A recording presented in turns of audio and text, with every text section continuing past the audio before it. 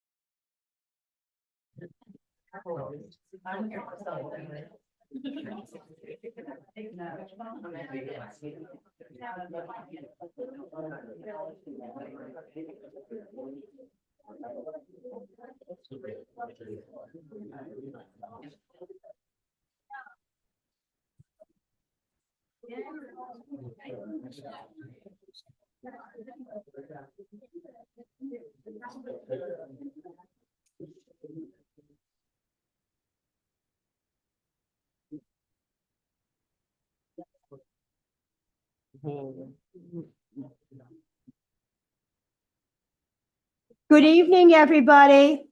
Welcome to the City of Palatka Student of the Month ceremony. It's October 24th, 2024, 5:30 p.m.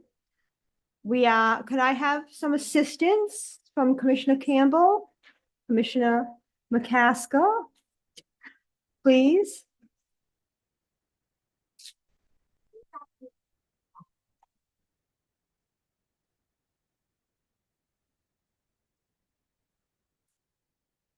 Oops.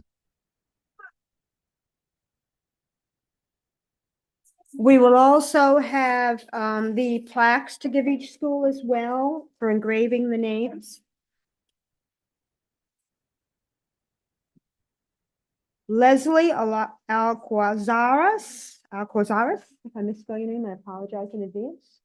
From Palatka Junior Senior High. Okay. Is there anybody here from Palatka Junior Senior High for the plaque? Okay, thank you. Okay, great. Here we go. Thank you. Zoe Wilkinson, Browning Pierce Elementary School.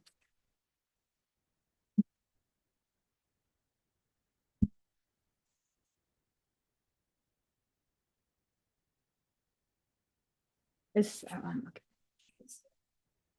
Ava Negron Wabi, Children's Reading Center Charter School.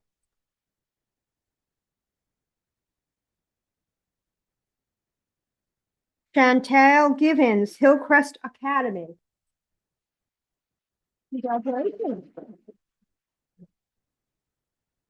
Macy Kelly, James A. Long Elementary. Congratulations. Caroline McLennan, Kelly Smith Elementary. Congratulations.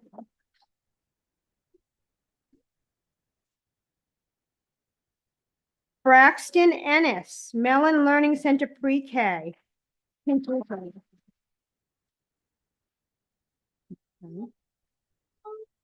Mackenzie Kovar, Mosley Elementary. No, Mellon Learning Center, my fault. Mellon's Learning Center.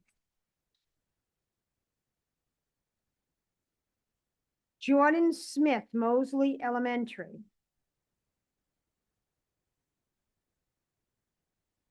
I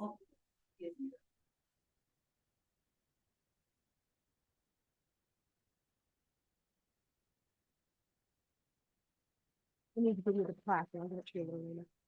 Okay.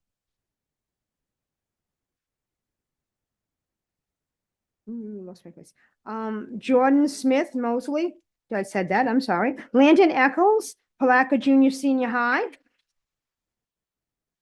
Congratulations.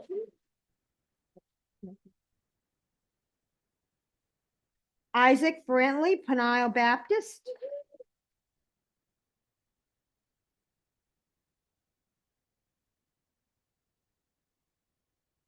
And the next one, I think you need to read off, Yaya. The next one is my granddaughter, Zanaya Walker from Paz.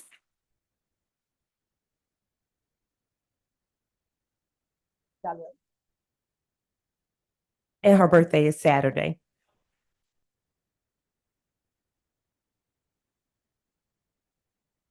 Hunter Magruder, Putnam Classical Academy. Okay. Thank you. Tate Bland, Little Sprouts Learning Center.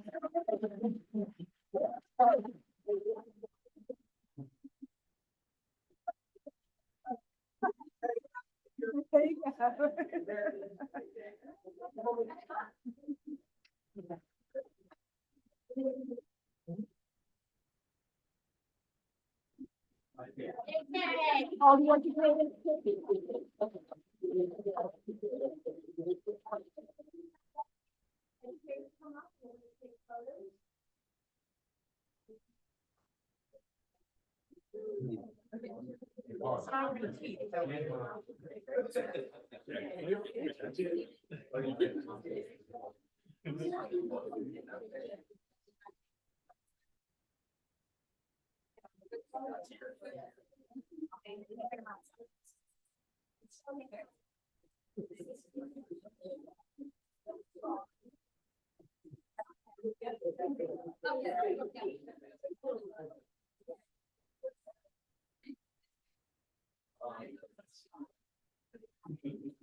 Very good, very good.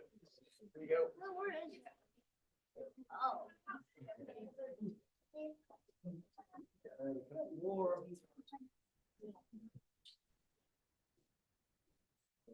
Right,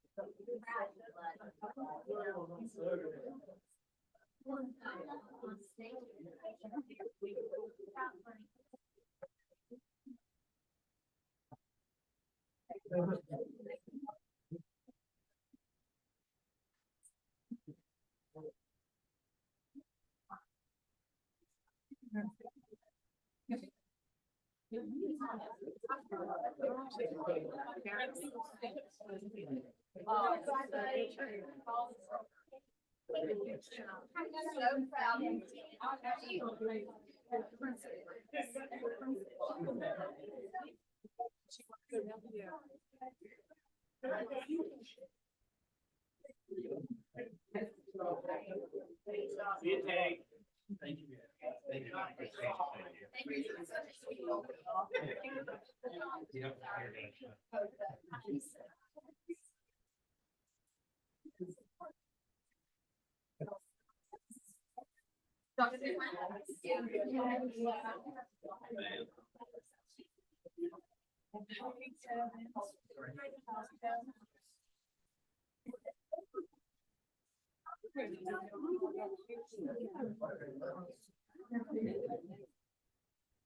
There's a whole box of plaques. They have individual school names on it. I think we've got- Yeah, this is Brown Spears. This is Children's Reading Center. James A. Long. Hillcrest. Elisa? Hillcrest? Right behind you on your left. Kelly Smith. Smith. I will say it. I don't know. Because if you got it last month, then I don't have it. No.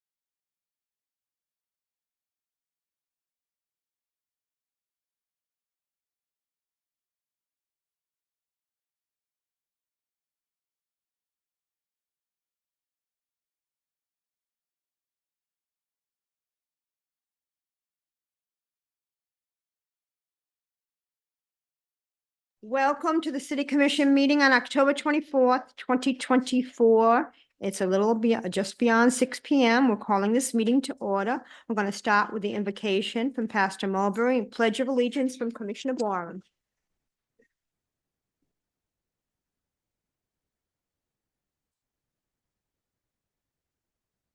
Let us pray. Father, again, thank you for bringing us together again. God, we thank you because you've been good all day long. Thank you for your kindness. We pray for your hand of directions to be upon us. God, I pray for the counsel that you would give wisdom to lead this city to higher heights and deeper depths. We pray, God, for your directed hand to show us what things we must do in this hour. We give you praise for all that you've done for us because you are God. It is in Jesus' name we pray. Thank God. Amen. To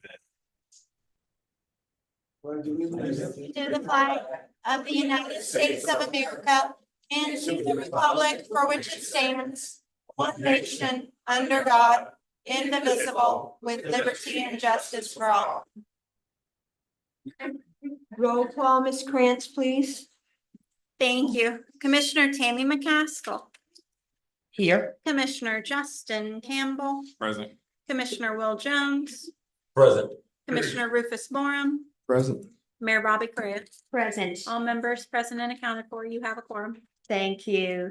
Has everybody had an opportunity to read the minutes from September 12th, 2024 and September 30th, 2024?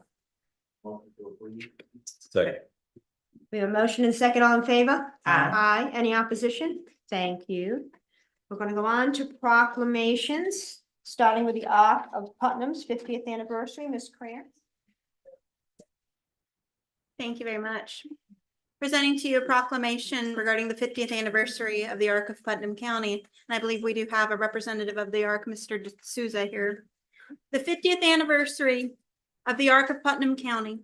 Now therefore I, Roberta M. Correa, Mayor of the City of Palatka, together with the members of the Palatka City Commission, do hereby recognize and celebrate the 50th anniversary of the Ark of Putnam County and commend its leadership, staff, and volunteers for their invaluable contributions to our community and their steadfast advocacy on behalf of our friends, neighbors, and loved ones with intellectual and developmental disabilities. In witness whereof, I've hereunto set my hand and caused to be the official seal of the City of Palatka this 24th day of October in the year of our Lord, 2024. Thank you. Do we have a motion to approve? Motion to approve. Motion is second. All in favor? Aye. Any opposition? Thank you. Folks from the app, get it?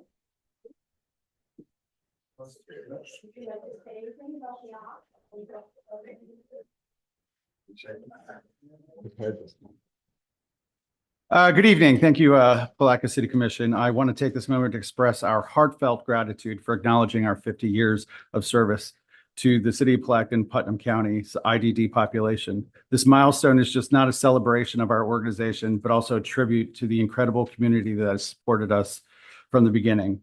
Back in '74, a dedicated group of parents came together with a vision to ensure individuals with intellectual and developmental disabilities received support and opportunities they deserved right here in Palatka.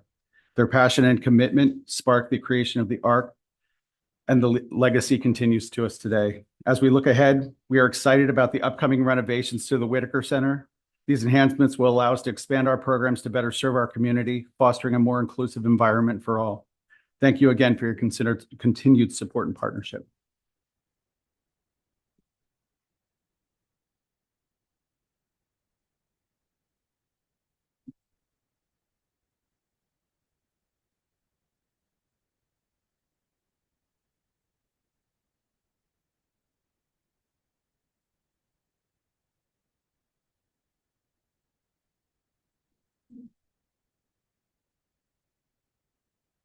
Thank you.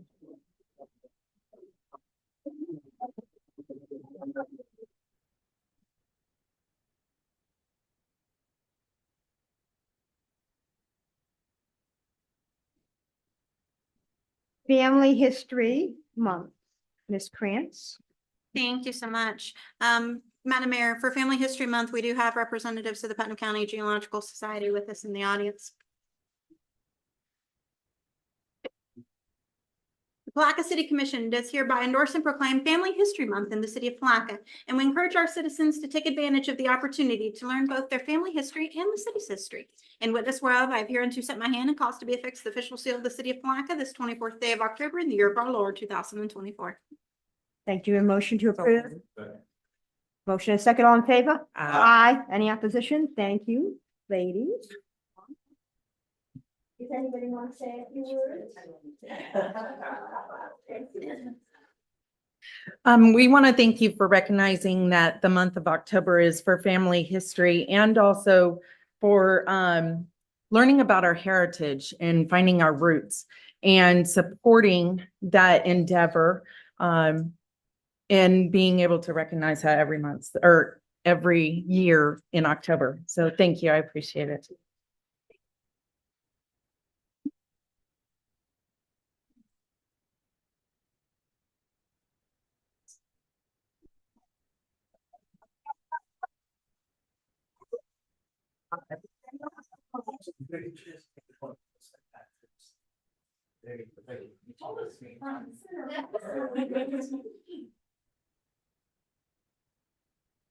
Thank you.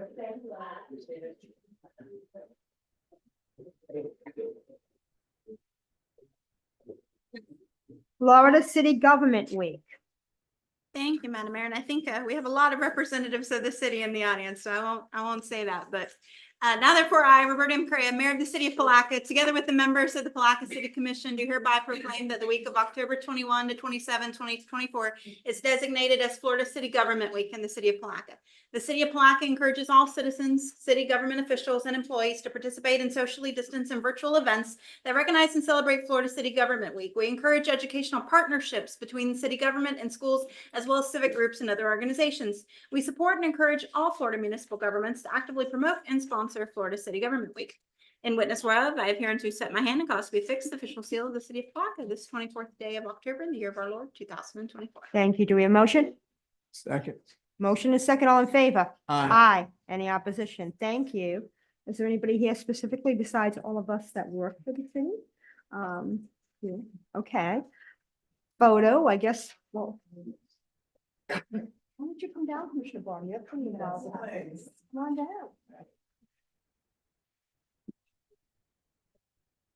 I would kind of mention, Mayor Correa, we do have Jylea Walker and Yolanda Cash Jackson and members of the city's lobbyist team also. So just in support of their service to the city and during Florida City Government Week.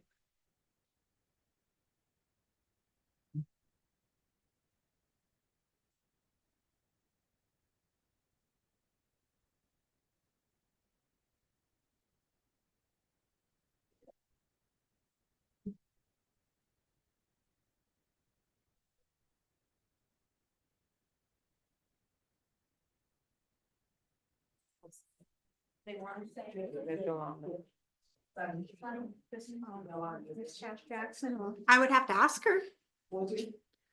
Ms. Cash Jackson, would you like to say something on behalf of the lobbyist team? On behalf of the lobbyist team at Becker, we just want to thank you for the recognition, and we'll be on for any other questions or comments. Thank you. On to in the spotlight employee of the month, Ms. Jones, for September and October.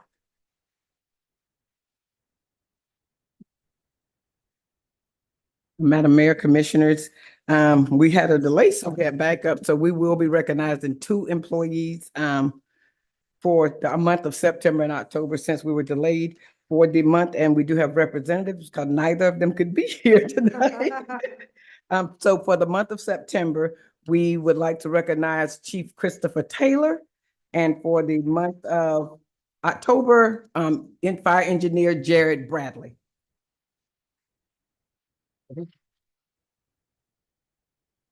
Before you do. Okay. I think Chief Shaw's going to accept for Chief Taylor.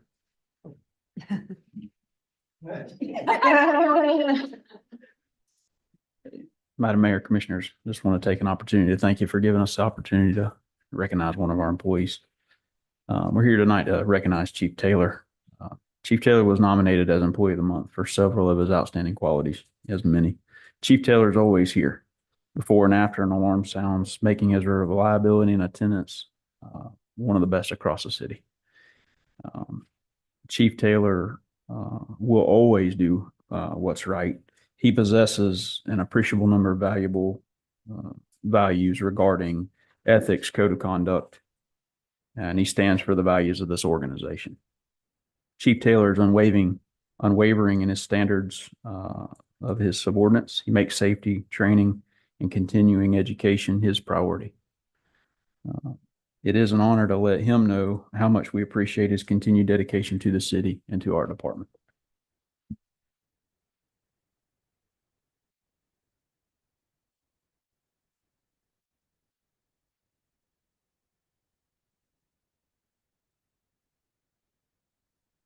I know it seems odd, the police chief accepting an award for the fire chief, but in public safety, we work together. So I just want to say on behalf of Chief Taylor, thank you. All those things that Deputy Chief Bradford spoke of is correct. And we all really do appreciate him as a team player and another part for what he does for the city of Palatka. So thank you very much. Chief.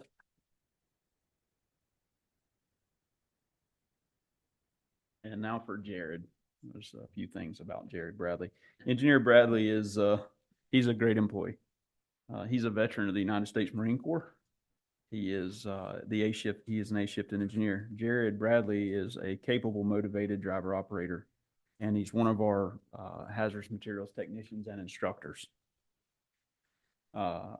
He's made himself available to train and teach continually hazardous materials and special rescue response. He has developed his own special response program to electrical vehicles, and he shares this class widely. He has developed some great responders through his efforts, and his cooperation with other shifts and officers is awesome.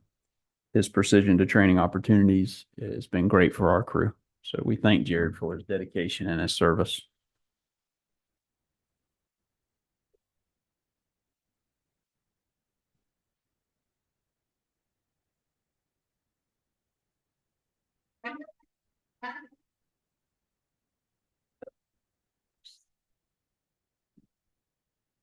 On to city manager and administrative reports, financial report for the fiscal year ending September 30th, 2024. Yes, Audie. Yes, good evening, Mayor, Commissioners, all that are in attendance. As Finance Director, I am presenting to you on a general fund accounting basis, the revenues that were recognized for the entire year that ended September 30th, 2024. I'm not sure if you can make it larger, but I'll read from here. The budget for the year is 75,445,998. We actually earned citywide 43,404,423. Our expenses were 36,330,563. Go reverse order, please. The other way. Go backwards. Yeah. Okay. So for general fund, we generated 18 million. I'm sorry that, can you go up to page 1? You see how you have page 4? So go the reverse way to page 1. Keep going, page 1. Good. All right. That's page 2. All right. So general fund generated 16,401,000. And for the airport fund, we generated 2,428,171. We spent a little more than we generated for the airport, 2,460,000. And airport is coming up to give a report, but there was a big situation going on for the past year, so we did well considering. Going on to page, the next page, right? And then that page, you will see that the general fund expenses totaled 15 million. So for general fund, we operated in an excess of revenue of 1,388,464. The next fund that we would look at would be on the following page. And that would be right there, yes. The Better Place Fund, on that one, we generated 6 million. Okay, Better Place, 5,335,619, and we only spent 2,876,000. So there's a excess revenue of 2,459,000. Sanitation generated 4,135,000, and they spent 3,269,000. So again, for that proprietary fund, there was a profit of 866,000. Utility fund generated 13,479,000, and we actually expended 11,845,000. So again, it's a profit of 1,634,000. So overall, the most important thing, you can go to the next page, is that the city operated at a profit. This is before we have our audit. So there will be a lot of changes to the accounting to bring in compliance with governmental accepted principles and so forth. The percentage of the revenues in general fund, the greatest percentage, 24% came from property taxes. 12% was special assessments like fire assessment. And then the next largest source of revenue were utility service taxes and franchise impact fees. So franchise impact fees indicate that the city is growing. And then if you go to the final page, page 6, keep one more page, please. This is an analysis to keep us alert as an organization or as a municipality to maintain and reserve budget balance.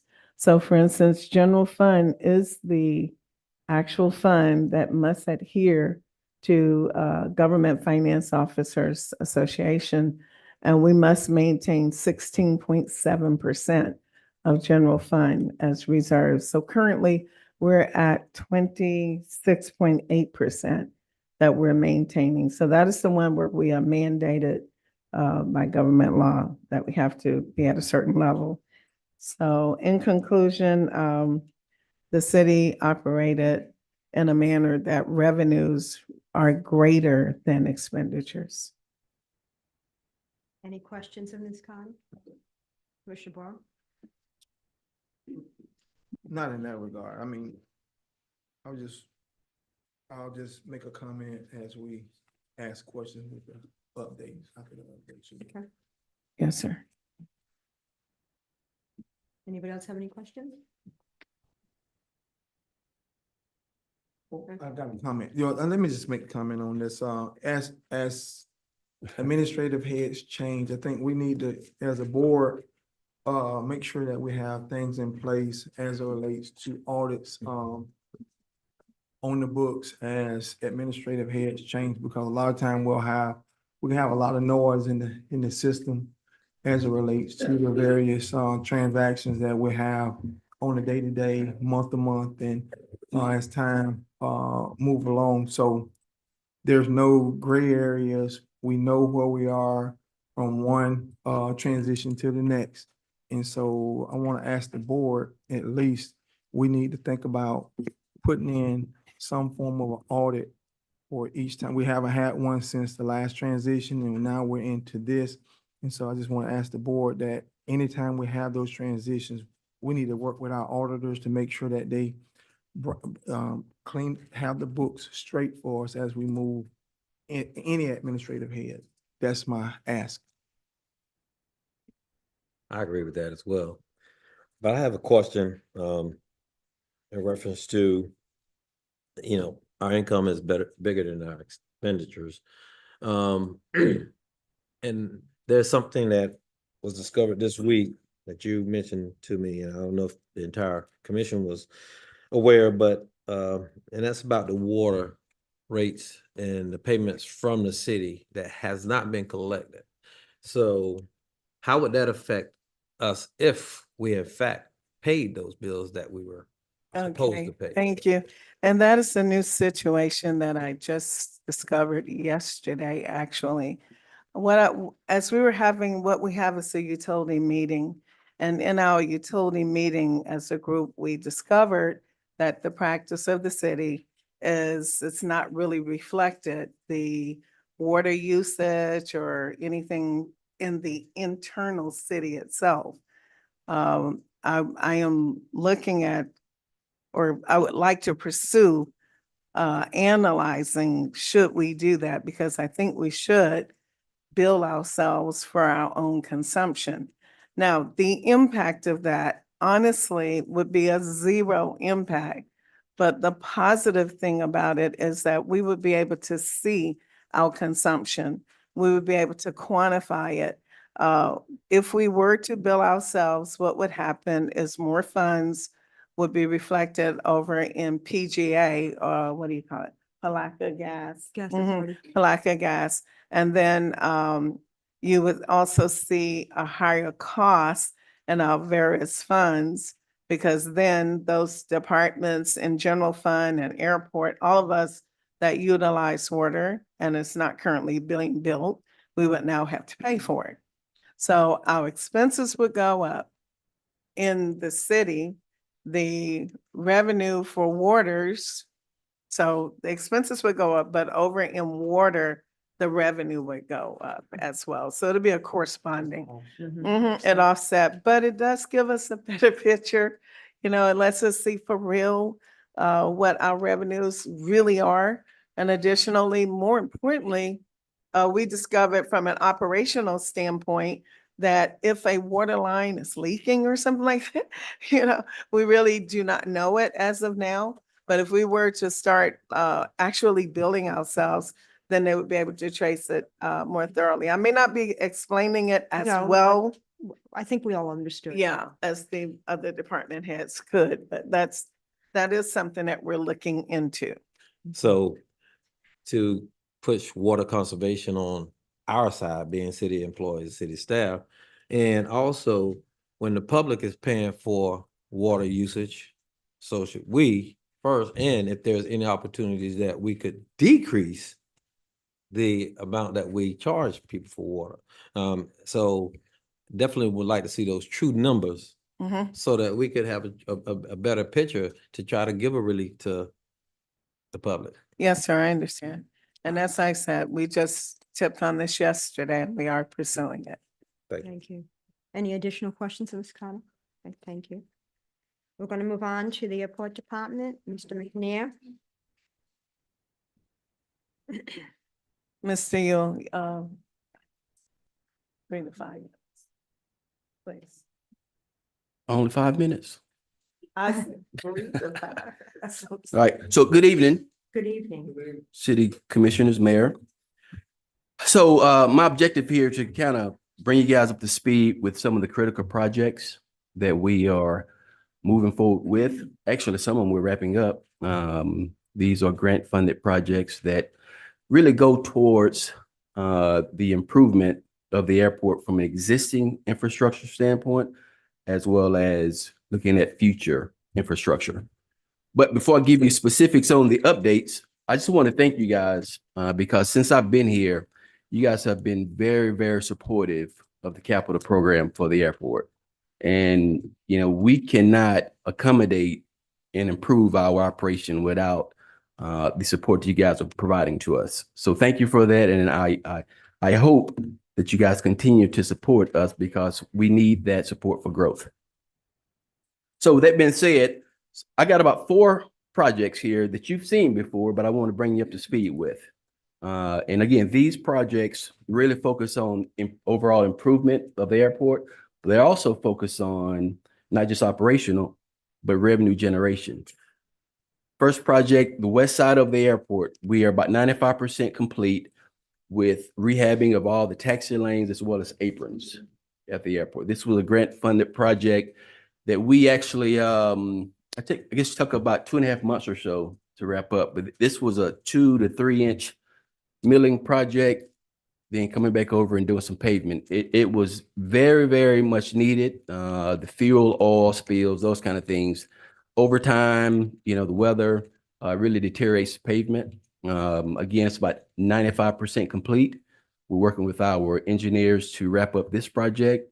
The customers are stoked by the improvement, and happy customer is a good paying customer. So moving to the next project, the runway extension study.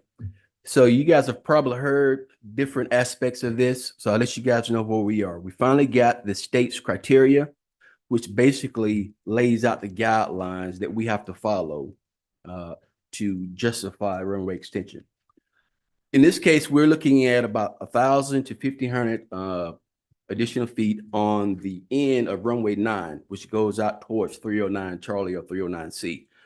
Essentially, this project is unique because all of the property you need is within inside the fence of the airport. And that's really unusual because typically, if folks are talking about extensions and those kind of things, they're having to acquire land and negotiate with private landowners to accommodate the capacity. But in this case, we have the luxury of keeping it within inside the fence, and that's a huge plus. This project typically would take about 10 to 12 months.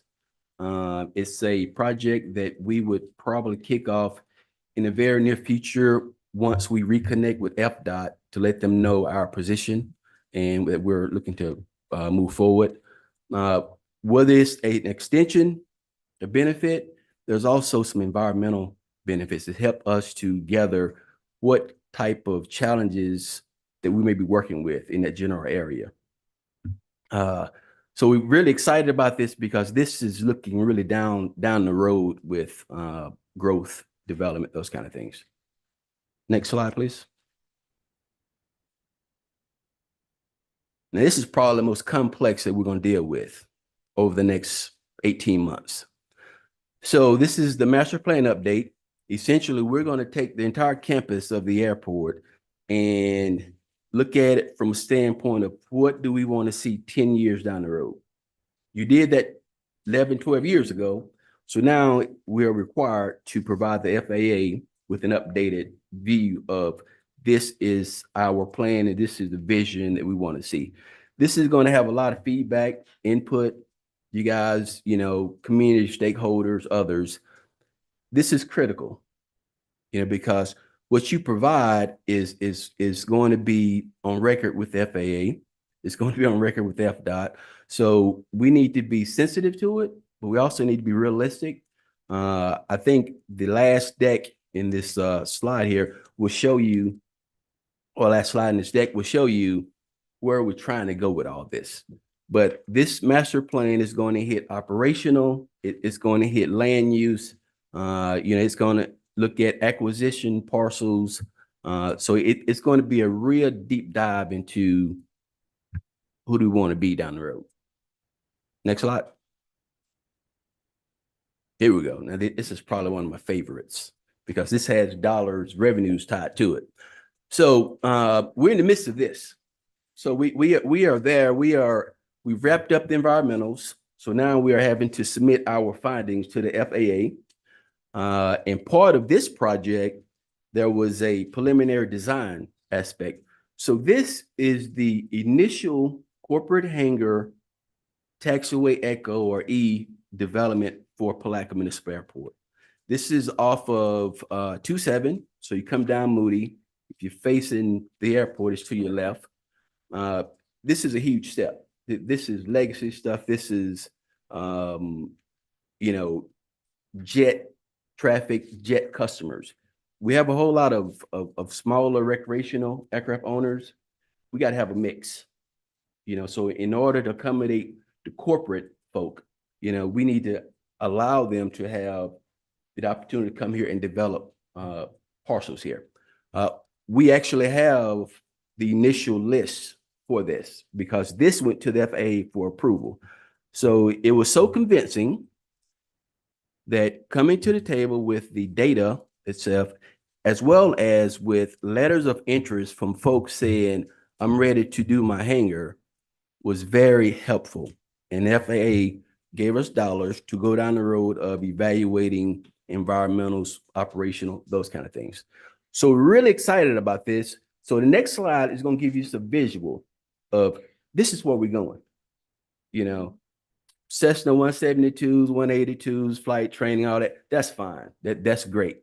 But, you know, as with most things, we got to get that balance. So we have folks waiting to give you that type of realistic look here. And if I may, going back to Ms. Carty's comment about the airport and the numbers and the struggles last year. So I believe the biggest struggle we had over the last several months ago, was having to take the tanks off a line. You know, and that was a challenge within itself, but it was actually kind of neat because without the experience, we probably wouldn't have got through it. But we have two 12,000-gallon tanks. We really needed to go inside, do some maintenance. We cannot be providing high quality product if you don't maintain. So we had to bring them offline to make sure that we're providing a high quality product.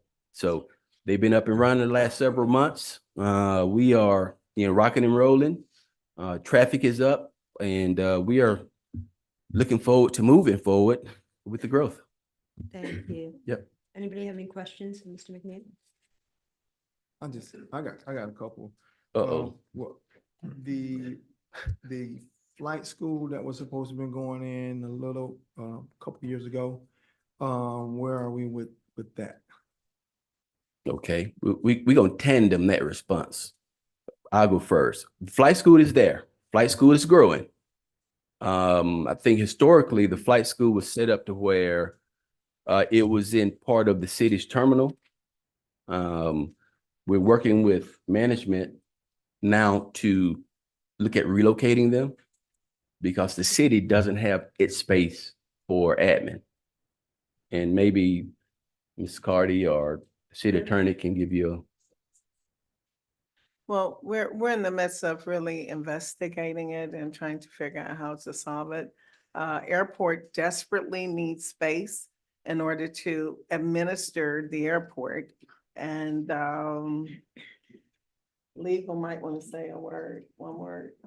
You've got it. We're still investigating all options and trying to get creative to accommodate the flight school. It is definitely a huge draw for the airport. We need to make sure that it remains a viable, intact entity for the airport. We're just a little constrained on space and we're looking at creative options. Just want to know how, because it's been on the docket for quite some time, and it's got a little bit of mold and dust on it, so we just want to keep that moving.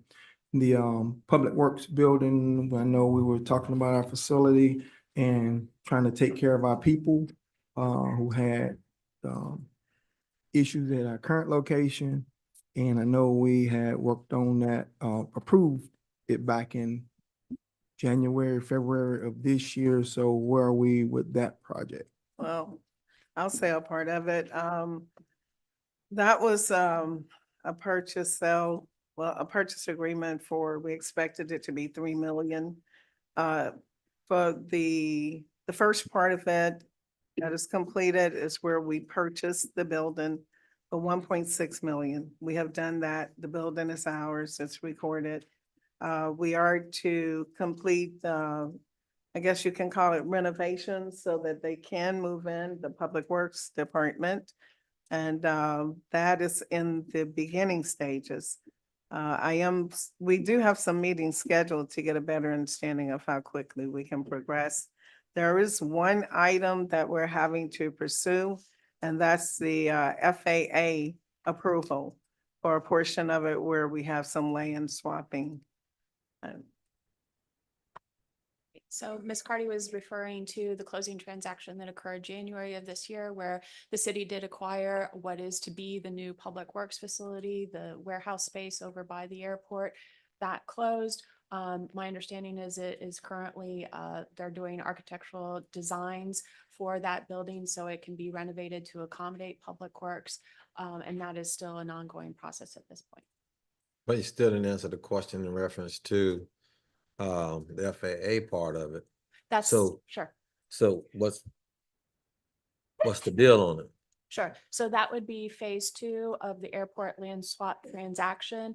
We need to have a 60-day notice that is published in the Federal Register. The FAA needs to basically start that process, and they are waiting on additional information that we are trying very diligently to provide to them and answer all of their questions so that they can go ahead and post that in the Federal Register for a period of 60 days before they will authorize the land release. Well, with that being a package deal, why we didn't have the total package before we cut a check on that deal? That we asked about that. I think when we started talking about a deal, with it being airport property, the legalities of it, and we supposed to did our homework on it. And I'm kind of appalled that we made that deal some time ago, almost going on a year, isn't it? And we still haven't had the approval of the FAA, and we did the swap with the purchase. They have their money, but we don't have our part of the deal. Actually, Completely. We do. We have Right. the facility that We we have- negotiated for, which was a significant acquisition for the city to accommodate our public works. That was phase 1, and that was, quite frankly, the overall objective of the entire transaction is my understanding, and we did acquire that facility. So what part of the land that we don't have? There are several different parcels. You can go ahead and speak, but Starting out coming in. sure. So there's 4 smaller parcels and then a 12-acre parcel that we still need to get authorization from the FAA to release. And in order to do it, well, we just recently, this week, had a meeting with the engineers and gained better understanding how FAA wants us to structure the response. So they really want to understand different there's small pieces that we need to put in an order that they will accept. Once they receive that, and we're in the midst of trying to gather all the information now, so hopefully next week, we can get that sent out to FAA. If it is acceptable, then they will place that notice in the federal regs, and then we can move forward and close it. That's almost similar to the, I don't want to go there. All right. Okay, if I may make one comment, sir. You know, the fact that we're coming from behind the 8 ball, we are not the initiators or the originators of this situation, but we are trying to solve it. You're not. No, sir. However, remember I mentioned up here one time with this other deal, you know, if we need a subject matter expert and we need a real estate attorney to take us through those things, we need to make sure that those packages are complete, because the deal next door, it was in a nice package that said we're getting $7,000 a month rent for that building. And as soon as we seal the deal, there's no tenant. So we're not getting that $7,000 a month. Zero. So, yeah, exactly. So that it's not a sweet deal anymore. So this is a second deal. And I just wanted to point it out because we're talking about it now. We can't continue to make those kind of deals where the city really is losing. I think they are. I wasn't a proponent for it anyway, but this is why. Just want to bring it out. Yes, sir. Thank you.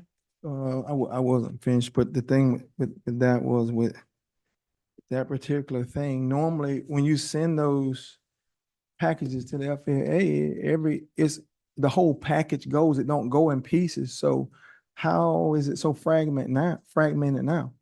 I mean, I can't understand that. It's not fragmented. It has been conveyed to the FAA and they have additional questions and we're following up on the specific questions that they have. Well, I asked the airport manager who should know about the whole project. Maybe he can kind of shed a little bit of light.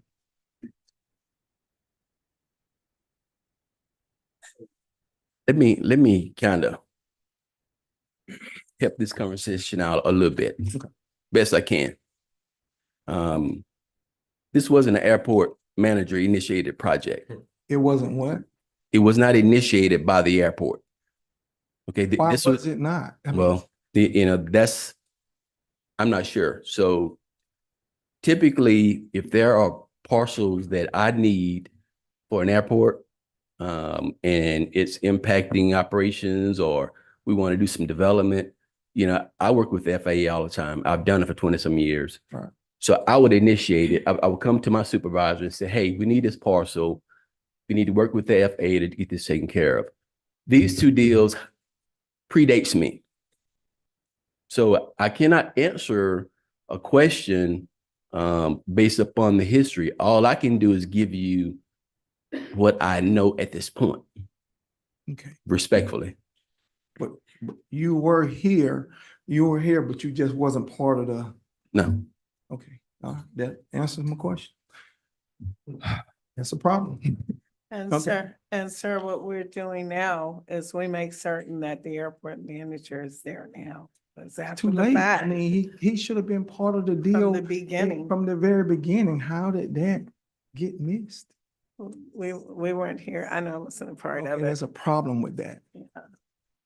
We didn't initiate this. Okay, thank you. Any additional questions on this? He got the flight school, public works, and then they also talked about the land swap, which kind of got, so just making sure that there's no conflicts of interest in all this thing. We got a lot of stuff on the docket. Several things going. Just want to make sure that there's nothing tied into this whole setup that's part of a conflict of interest. Yes, sir. Thank you.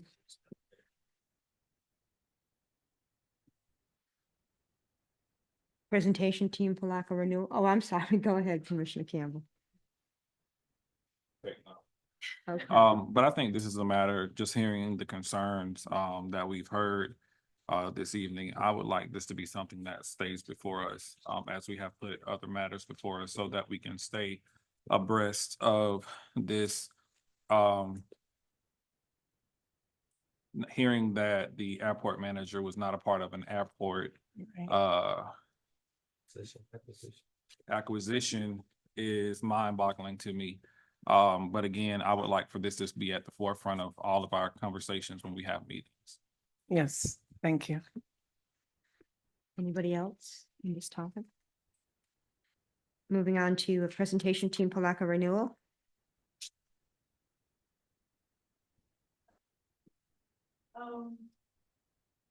What we did, we wanted, I'm so used to running up here, but I don't know where Peter, oh, there's Peter. So we wanted you to have a feel for how we're working together as a team and just solving as many of the issues that we can. So we just called it Team Palatka. And Peter, if you have it going. Okay. Commissioners, this is just a video that we took after the last hurricane, of city workers out cleaning up and making the city whole after the hurricane. Hopefully. You can just hit play.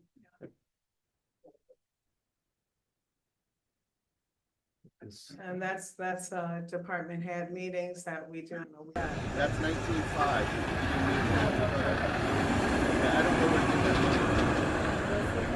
First off, I just want to thank you guys for coming out.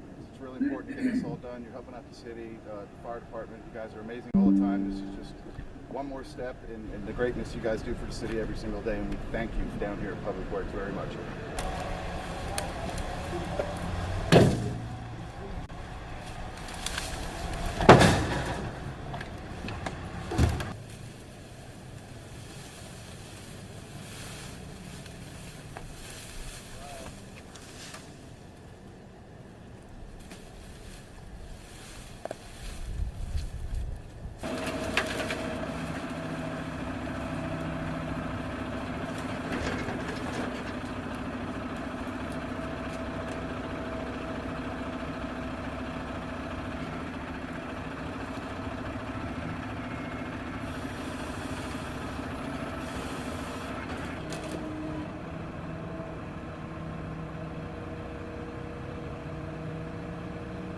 I'm really pleased that they are out early collecting debris.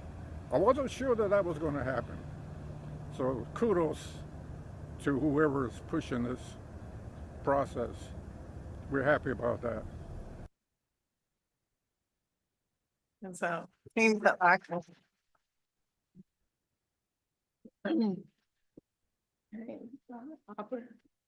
Thank you. Just want you to have a feel for how we work together in so many ways.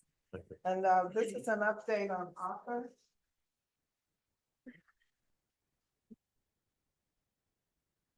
By December of this year, we have to encumber funds to be in compliance with the federal government.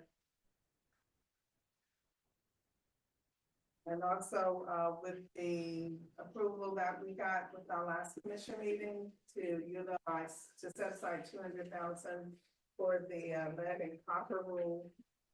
And just wanted you to see what we did and approve or give us other suggestions. So in order to put the 200 into the lead and copper rule, what we did, we moved the 100,000. This is what we're suggesting, to move the 40,000 from public health, 8,900 from the sports complex, 14,000 from the St. John's, and 36,000 from the radio. And that would give us out 200,000 in order to meet the goal for the lead and copper rule replacement of the lines. And at the end of it all, we have 946,000 as of today, and that's including that 200,000 for the lead copper. So our remaining balance is 24,000 for vocational, 50,000 for homeless, 100,000 for mental health, 10,000 for public health, 16,000 for sports contracts, 209,000 for removal of blight, 165,000 is the road maintenance, and the carbon filter project, 171,000. So, okay, thank you. So our total amount that we have remaining and that we have to make sure we encumber by December of this year is $946,280.57. So if you are in compliance, if you believe that it's okay to move the funds as we're suggesting, or you want to give us other guidance, that is fine. For the 200,000 for the lead and copper rule. I'm not in a place right now to just say where to pick it from. I think So, I need a little time. I don't know if the rest of the Okay. commission does or not, but I like to look across that's the fine. availabilities and Can we keep this on the agenda for the next meeting so that Yes. we bring back Mhm. our thoughts and because we do have to have these funds encumbered by December. Exactly. So we need to keep it going. I do have one question though, Mhm. what's on here with the housing repair? Where are we with that as it relates to, we had a bid out and where are we with that? Yes, so we have had our kickoff and it is starting. He has begun to send out requesting for, and he's approved the, he being Mr. Bill Lazar, he has already approved about 25 persons and he's starting the process. We are having some difficulty because even though he sent everything out, the people are not responding as quickly as we thought they were. Would. So we are trying to do a different approach with marketing and community outreach, but it has started.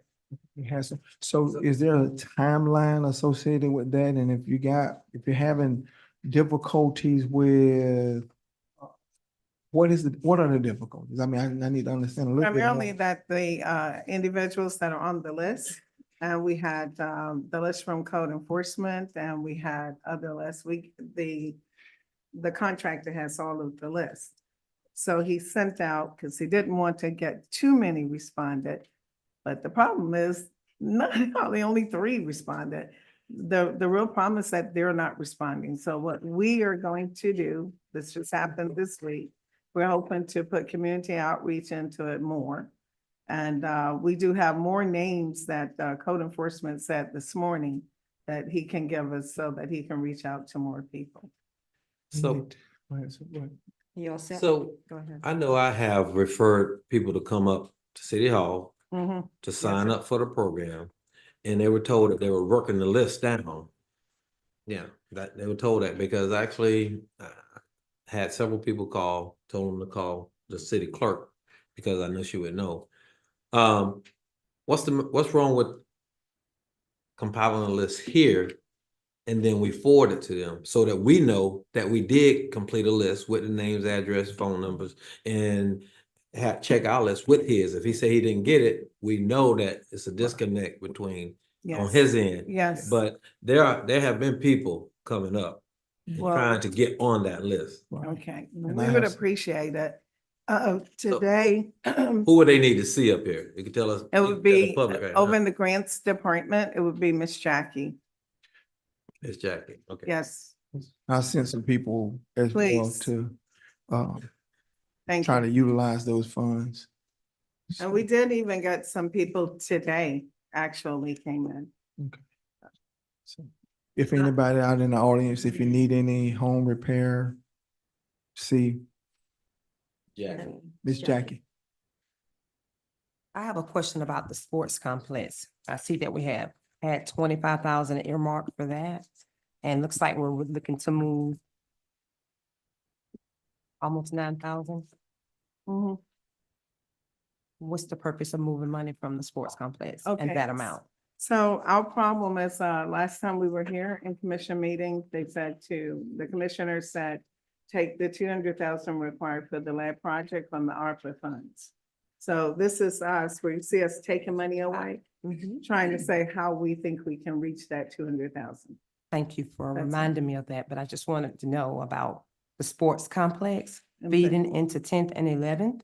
How did you kind of determine that amount? We had only 25,000 and we're determining to take out about 9,000. Am I right? Yes, I Yes. think, So- what happened, the grants person worked with us, but basically they looked at what monies we were not going to be using for the 800, for the Mosley. And that was just the remainder amount that was needed to get to the 200,000, no science. Just if we can keep that. at And the that's why we forefront when asked we're you for having these input. Mhm. Conversations with you moving forward. Well, I know we're not doing any COVID-19 education, so they have 24,000. We could allocate those funds over instead, if the Yes. commission agrees to that. Because we're not currently doing any COVID-19 education. Thank you. That money been sitting there for some time. Can we Mhm. vote on that? Right. I disagree. I do too, because it's not just COVID-19. I think this is clear. I know that they're in the process. Jenkins is not where it needs to be currently in order for us to utilize that funding, but it's being worked on. And there are opportunities for vocational and educational opportunities to take place. So we've already removed to give to our citizens that was in need. I don't want to see us empty that line totally, because again, at this moment, where we would host or have our educational and vocational opportunities is not up to par. Well, I can't argue with that. What is the 56,000? Was that removed from that budget already? Jenkins, I mean, not the Jenkins, the COVID-19? That was transferred from a prior budget amendment. That's where the money went. From where to The where? money went to when they were doing the light, I mean, the gas. We transferred money in order for that program to have more funding. To Right, meet the right. needs For the of utility community. assistance. Right. Yeah. Oh, yeah. Yeah, that's right. what that came from. Okay. Can we, I will put it on the next agenda, like you said. And one more thing, over on the last column there, if you can kind of put notes and let us know where these things are, like just, for example, that, knowing where that money went, just Okay. updating us over here. I will do so. Thank you. Thank you. Commissioner Boyle. no, I think, well, if that's all, if we're okay with all the lines that we just addressed, should we just be able to look at it a little bit more to maybe see if we could move it from something that's not going to impact, just so it give us a little time and not be doing it so impromptu, so. That's why I requested to be on the agenda next meeting as Yeah. well, Right. so we can Bring come back. something back. Because time is of the essence. Yep. Let's see, on to public comments. I'm going to open the floor to public comments. For general comments of items not on the agenda, 3 minutes, please, and give your name and city or town of residency and be polite and respectful. Lisa Bird.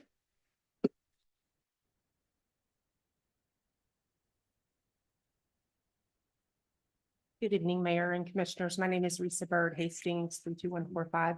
I am the Director of Little Sprouts Learning Center and the Principal of Putnam Classical Academy, both located in the Campbell Building downtown. First, I want to thank you for including our students in the Student of the Month program, and it means a lot to our kids and their families. The main reason I'm here is I just want to let everybody know that we are hosting the Kids Zone at the Datto Pepper Festival downtown Saturday. It's a free event for children. We have a 75-foot bounce house obstacle course. We have a dunking booth, face painting, pumpkin painting, and some other activities going on. So we'd love to just let the community know that that will be there and it will be free to children. We do have a dunking booth. We have some available spots if any of our commissioners would like to take a turn in the dunking booth. I'm already doing something in the Datto Festival. Mayor Thank you. Correa has already signed up for a different event at the festival, but we do have some, if you have high school kids that need volunteer hours, we'll take those too. But we just like to invite everybody down to the riverfront for the Datto Pepper Festival and have a good time. Thank you. Thank You didn't you. mention a time. Sorry. Did you mention a time? Oh, sorry. That's okay. The Datto Pepper Festival is from 9 in the morning to 8 p.m. The Kids Zone is open from 9 to 5. The dunk tank is all day from 9 to 5. It will go longer if we have more takers that want to get in the dunk tank. Yeah. Thank you. Thank you. Thank you. Elizabeth Van Rensburg.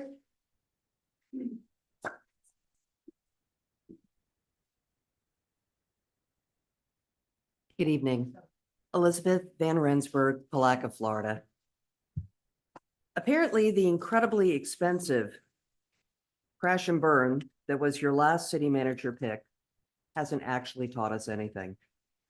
So on the one hand, you have an interim city manager who is absolutely, according to you, doing an amazing job. Now, on the other hand, somehow you are about to tell us that hiring Terrell Hill as interim city manager is the obvious path forward. Let me say it again. The citizens of Palatka spoke when they didn't reelect Terrell Hill as our mayor. We have 12 days till the election, which is obviously a complete coincidence. We have Marcia Carty doing great work that you commended her for. We have a logical plan moving forward. And tonight, you appear to be determined to make another bad decision. Your citizens have spoken. The problem is, I don't believe you're listening to us. Thank you. Thank you. Ms. Williams?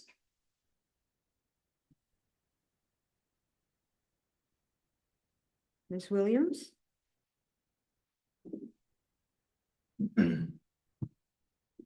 I guess not here. Okay, thank you. Ms. Givens?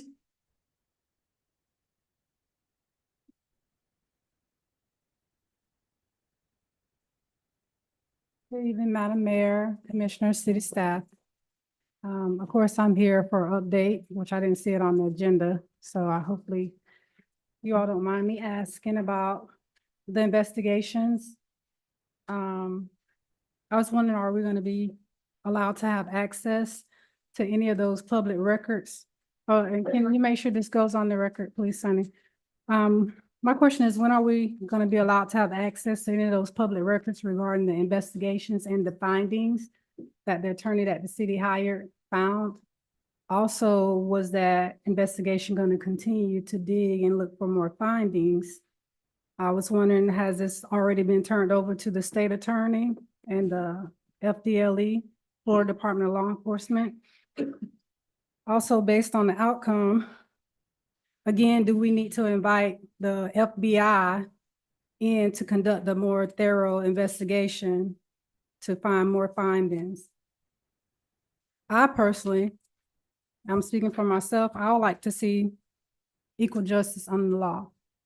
So based on what has been found, when will we know those findings? When will we have access to that information? And I had a question too, based on our airport director.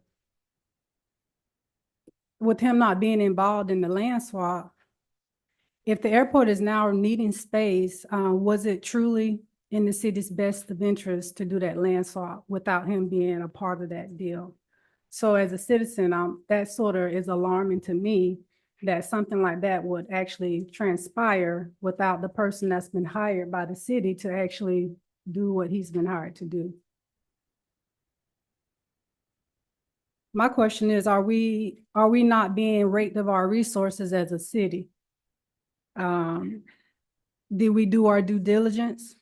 Did we do all appropriate inquiries prior to the acquisition of the property concerning the land swap, the St. John's River Center, and whatever else I sort of feel like maybe we're being left in the dark of the full details of how some of these things came to be. I'm curious to know who led that charge with both of those land swaps. Who was the person from the city that actually orchestrated or, made that happen without the absence of the director of the airport?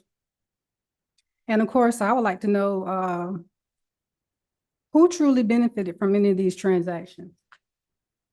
We the citizens or we the people of Palatka, I feel like we have the right to know. Thank you. Thank you. Is there anybody here for public comment on general items that are not on the agenda? Seeing none, we close public comment. Response to some of those questions, Yes. Ms. Cardy? I would like to respond, first of all, thank you. I would like to respond to the question concerning the investigations, if I may. You may. Go Okay, ahead. the investigations, I have been pursuing both of the investigating firms. The hurricane did in fact impact both of them. As it relates to the investigation,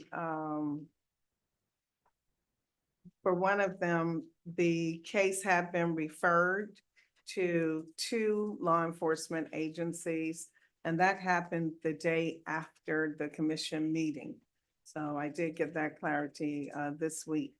The investigative lawyer that was on the Zoom, per the direction provided by the commissioners, he has continued the investigation. So that is that one. The other investigation that Commissioner McCaskill have now turned over to Human Resources, that investigation has not moved forward as much as we thought, but it is now moving forward. And again, the hurricane and some communication, so now that is being moved forward as well. So both investigations are in process. As to when will they be complete, that part I'm not able to answer as of now. And I think the question that came up again was, when will that be public information? And it can't be till those Until investigations. it's complete. Once Correct, it's but I complete, just wanted then to reiterate it's that. public info. The other part, do you want to answer about the land swap or anything of that nature? Okay, so I am not certain who led the charge. I think that was one of the questions for the land swap or the airport deal, but I believe it may have been maybe the assistant city manager, I'm not sure.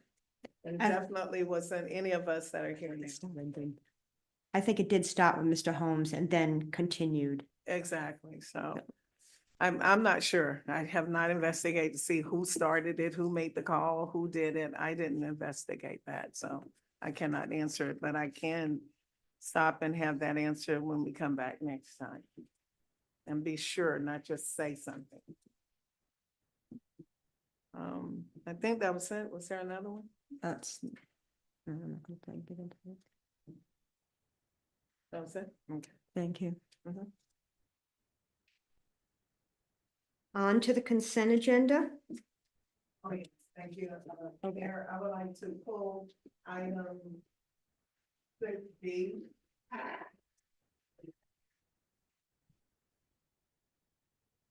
Any other items to be pulled? And that's because, right before, the meeting today, we received information that, there's, our project managers here. Can I have them come up, please? Well, we have to vote on it. We have to vote, yeah, so let's get to that point. Is there anything else to be pulled? C and D. And G. I said D and G. D, E, D, C, D, G. G. Anybody else have anything to pull? Okay, do we have a I'll motion? make a motion that we accept the consent agenda excluding items B, C, D, and G for discussion. Second. A motion and second discussion? Ms. Carter. Ms. Carter. Oh, yes, okay. So for the item B, Mr.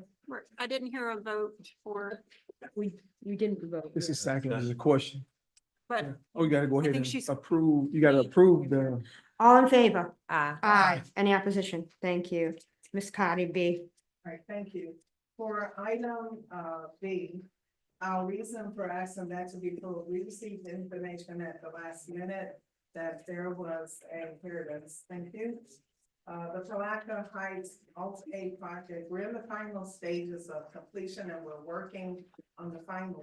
list. However, late this afternoon, FDEP notified us of a backflow issue related to the water line replacement at Ravine Gardens. And so before we can move forward with asking you to approve that item, we need to make sure that this issue is resolved.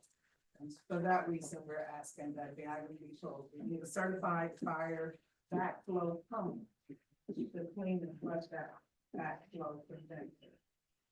Okay, thank you. Any questions? Okay, thank you. C, Ms. Krantz?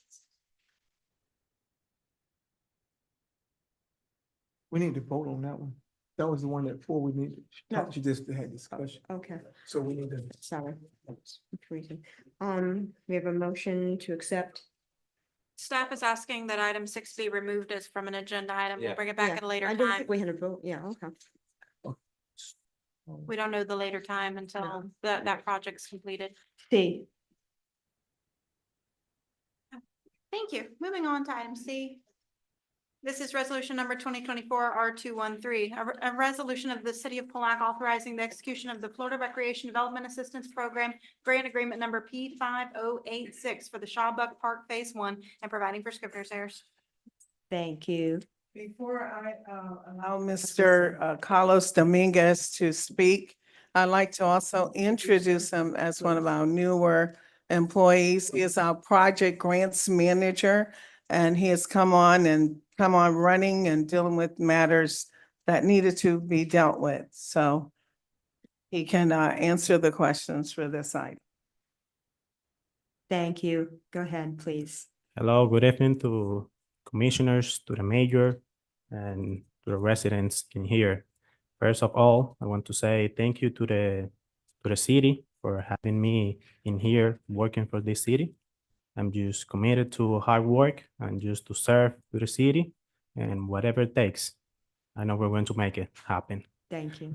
So we have a grant for $50,000, as you can see in the PowerPoint. You go to the first page. We have the Shawbuck Park. So we're about to do some renovations on this park. If you can zoom it a little bit, please. So the blue, as you see on the legend, the blue ink is about to do some renovations, and the green one, it's about new. And we are doing that in this park. I'm sorry. So we're going to update the playground. We're going to update the basketball court. We also have like two basketball court right now. So the second one, we want to make that a tennis court also with a pickleball court. So also we want to build new parking slots. So that way the residents can just park and have fun in the park. And we are doing some picnic table and also adding a trash can, I mean. So also, and last, we're having a security lighting near the actual restrooms that we have. So if you go to the next picture, I'm sorry, here's like an actual picture with a drone that the city took. As you see, these courts right now are like not looking that good. So we want to renovate them. So we want to do like some refreshing on them, some painting stuff in them, and look them to be good for the people to use them. Okay. So that's really is in that one. Thank you. Does anybody have any questions? Okay, thank you. Thank you. So the areas that you have highlighted there, those are the areas that's is. The blue what ones, What the color represent? the blue ones are the one that we're doing renovations. Okay. The blue ones, and the red ones are the new that we're adding. Like in the red one in the top right, we're going to do the parking slot, Okay, and in the middle one, we're going to add some picnic table. okay. And where the pickleball gonna be down? It's going to be in the one in the left side, in the top. Okay. This is going to be, this is too big. This court right now is too big. So we're going to divide it into 2 courts right now. So it's going to be tennis court and also pickleball court. Okay. So we're going to have 2 of them in that one. So what about the playground equipment? It's archaic, it's been there for 60 years. Are we gonna do something with that? Yes, we're going to do Yeah. something with them right here in the corner, in the left circle. corner. Yes, we're going to add some, something. We're going to put like something in the ground for the kids, like they don't fall and just, so yes. So $50,000 is gonna do all of that. We're going to try our best. Don't worry. We're going to make it happen. Thank you. Thank you. We certainly appreciate that. Thank you. Yes, I do have a Go question. ahead. of course. When you look at the vast majority of our other city parks, they have a more up-to-date playground for our kids, and that is a heavy populated area when it comes down to our children. So I would like to petition the commission to take in consideration bringing that park up to speed, or at least providing it with some updated playground equipment, because again, that is one of the heavily populated areas with kids living in that area.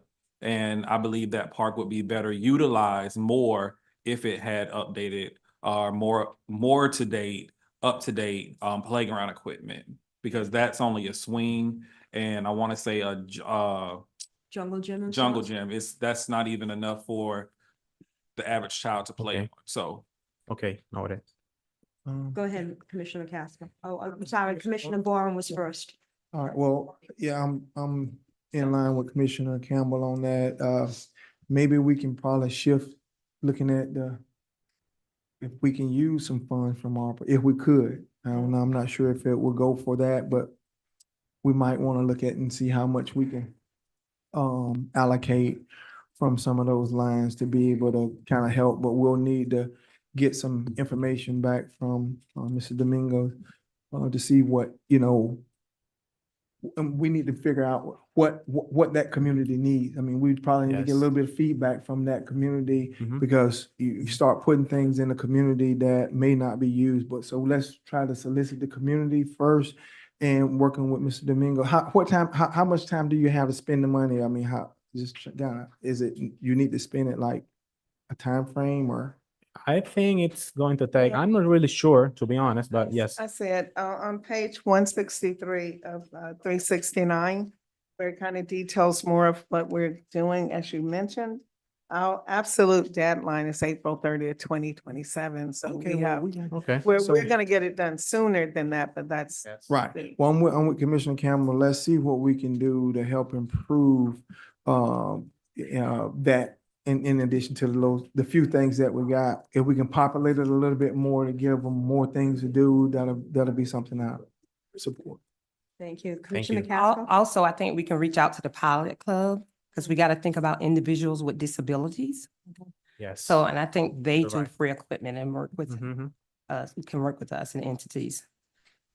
So please don't leave them out and consider updating our other parks Yes. for individuals with disabilities as well. Yes. Yes. Any additional questions? No. Go ahead, Commissioner Campbell. And just for a point of clarity with regards to, am I hearing correctly that the basketball courts will no longer be? Yes, it will longer be used. We're going to renovate it. We're just going to paint the court because if you see the picture right there on the right side, the first court right here in blue, this is the basketball court. Okay. So Okay. the next Just- one is the pickleball court and the tennis court. I just So, wanted yeah. to make sure that. Yes, that yes, was of course. I That's- think the rims are looking good also, so I don't think we don't need to change the rims and all that stuff. So we need to make You just some gonna refresh. I'm sorry? You said paint it? No, yes, we're going to paint it. resurface it? Yes, resurface. Yes, Oh, okay. yes, Okay. yes. And as Commissioner McCaskill said, if you do survey that area, Mhm. I think you'll probably find that it's not many people play tennis. Okay. And those kids probably could use it to skate on or something like that, Okay. one half of that Mhm. pickleball court Okay. versus putting a tennis court over Okay. there. That's just, Good. I mean, I No, don't know. quality Mhm. people, I think, as I think Commissioner you can Boyer ask the said. people in the community. That would be a good idea. Okay. So we Thank got you. time, we have time, but we Yes. want to do something as soon as possible to start refreshing that area. It's probably something we should start doing for all the parks as we move forward, polling people first, so when we do get to doing whatever Yes. renovations are gonna be done, we have an idea of what that community wants. And Mayor, if I may, just Go one ahead. last time.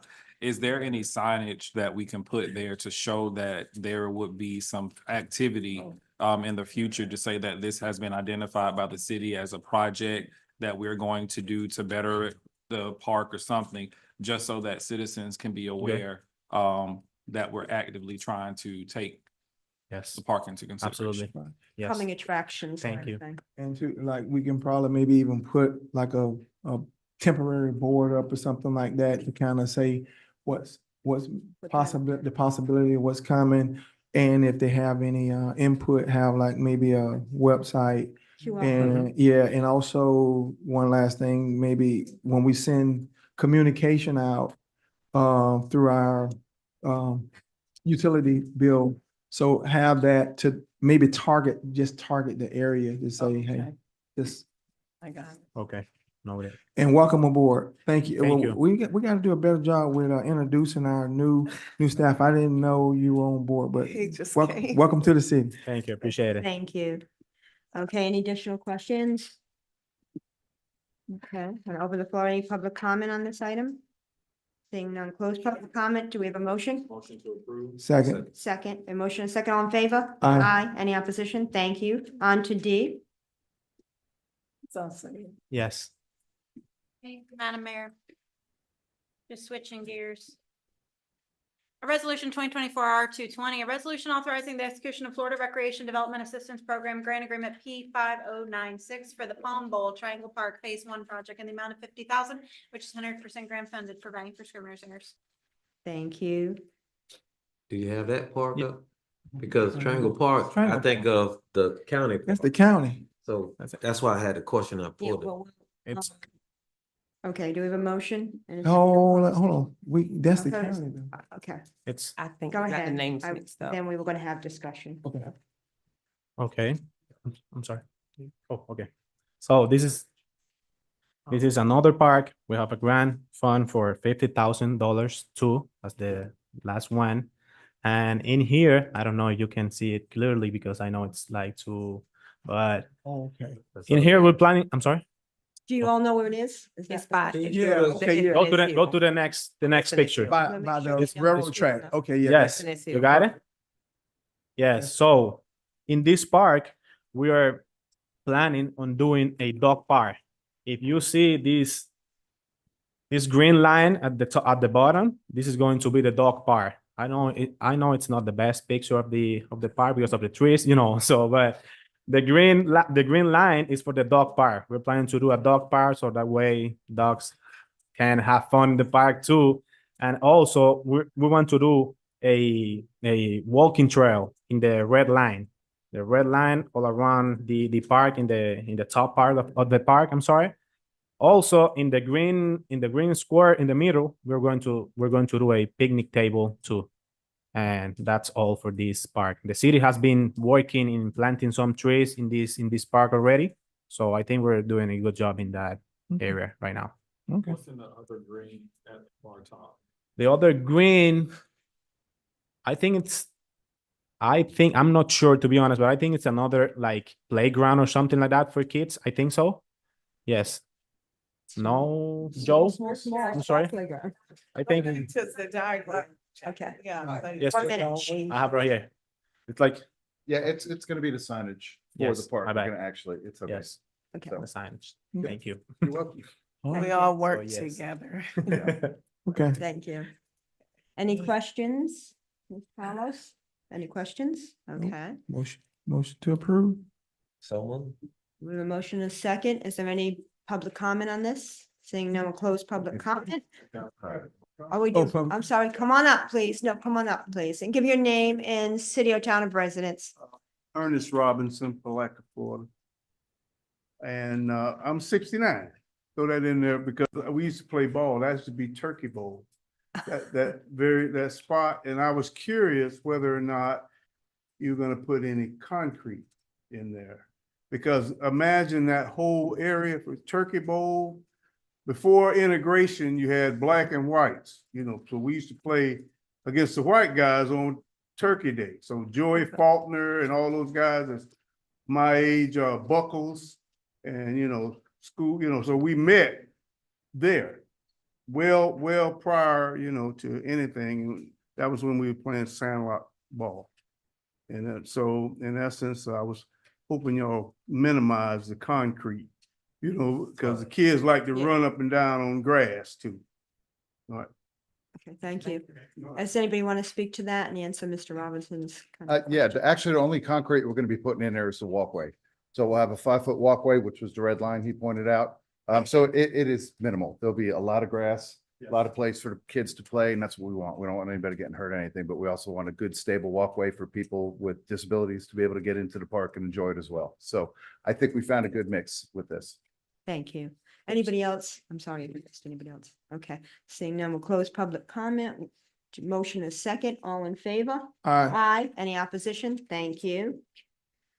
Item G.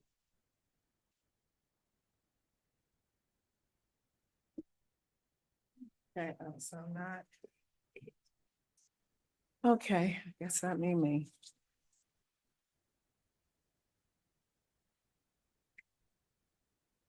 Presenting resolution. hang on. Resolution 2024-R21, a resolution authorizing award of RFP 2024-05 and execution of a contract with GIA Community Solutions Group for CRA consulting services, the project in amount not to exceed 104,605 and providing for scrivener's errors. Thank you. Ms. Carney? Yes, I'll address it.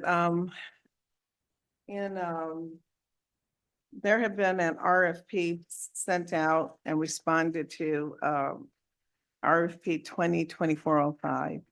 And it was, to create an additional CRA, area to include, blight and so forth. So we were looking, the city was looking for an organization to perform the CRA consulting services to develop a new and additional district.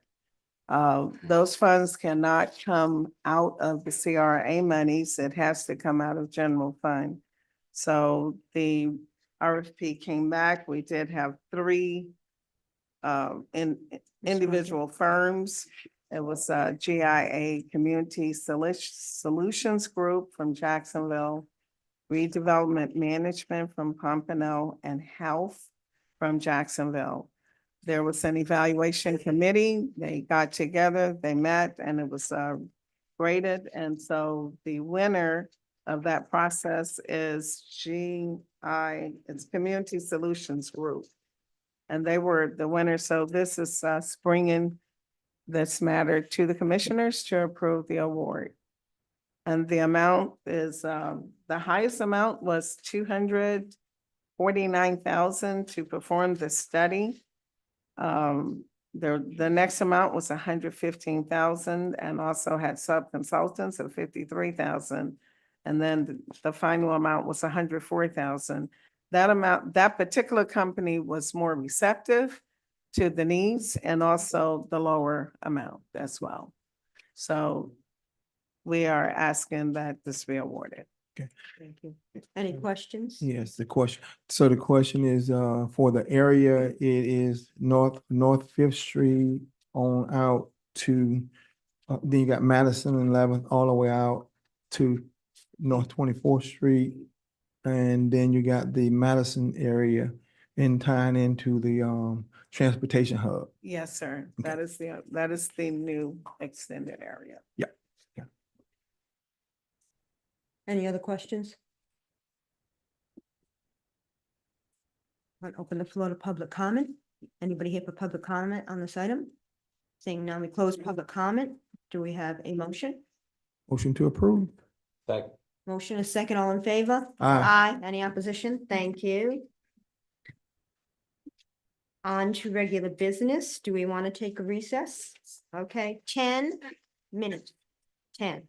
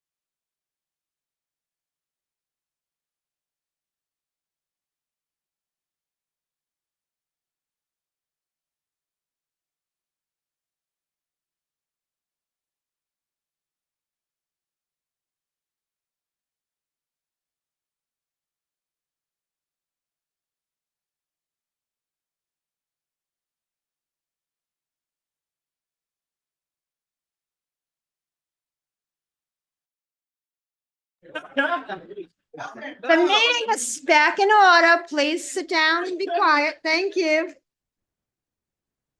On to regular business. B, adopt resolution 2024 R214, Ms. Krantz.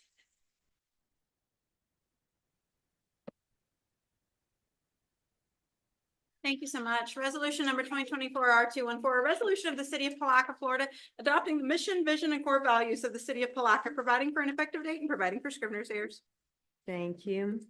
Ms. Connie? Yes, hi. Thank you so much, Ms. Krantz, can you put it up?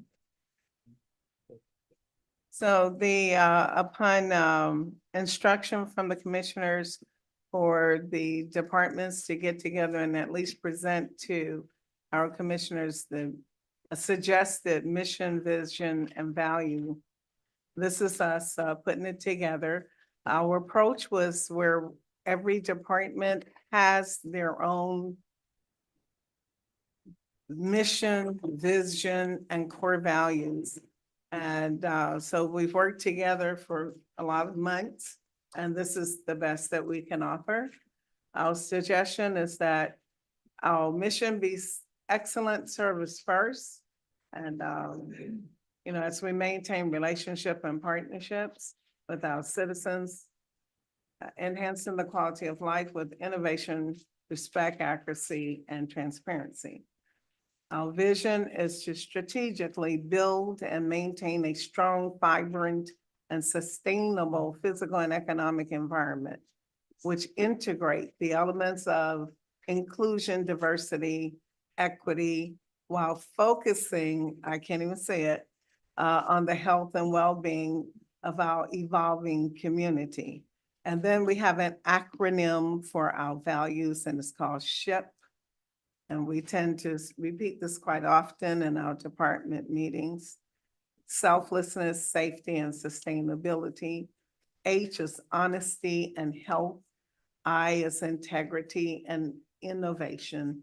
P is professionalism and productivity. And then attached, you'll have all of the actual departments with the same features.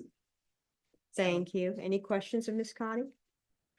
No, I just one addition, I don't know, acronym maybe, accountability. No, yeah, I mean, it looks good. Appreciate all the hard work y'all put into that, but We'll add that. I'd like to see some accountability in there as well Okay, thank you. somewhere. Anybody else have any input, comments? Okay. Do we have a motion? Motion to approve. Second.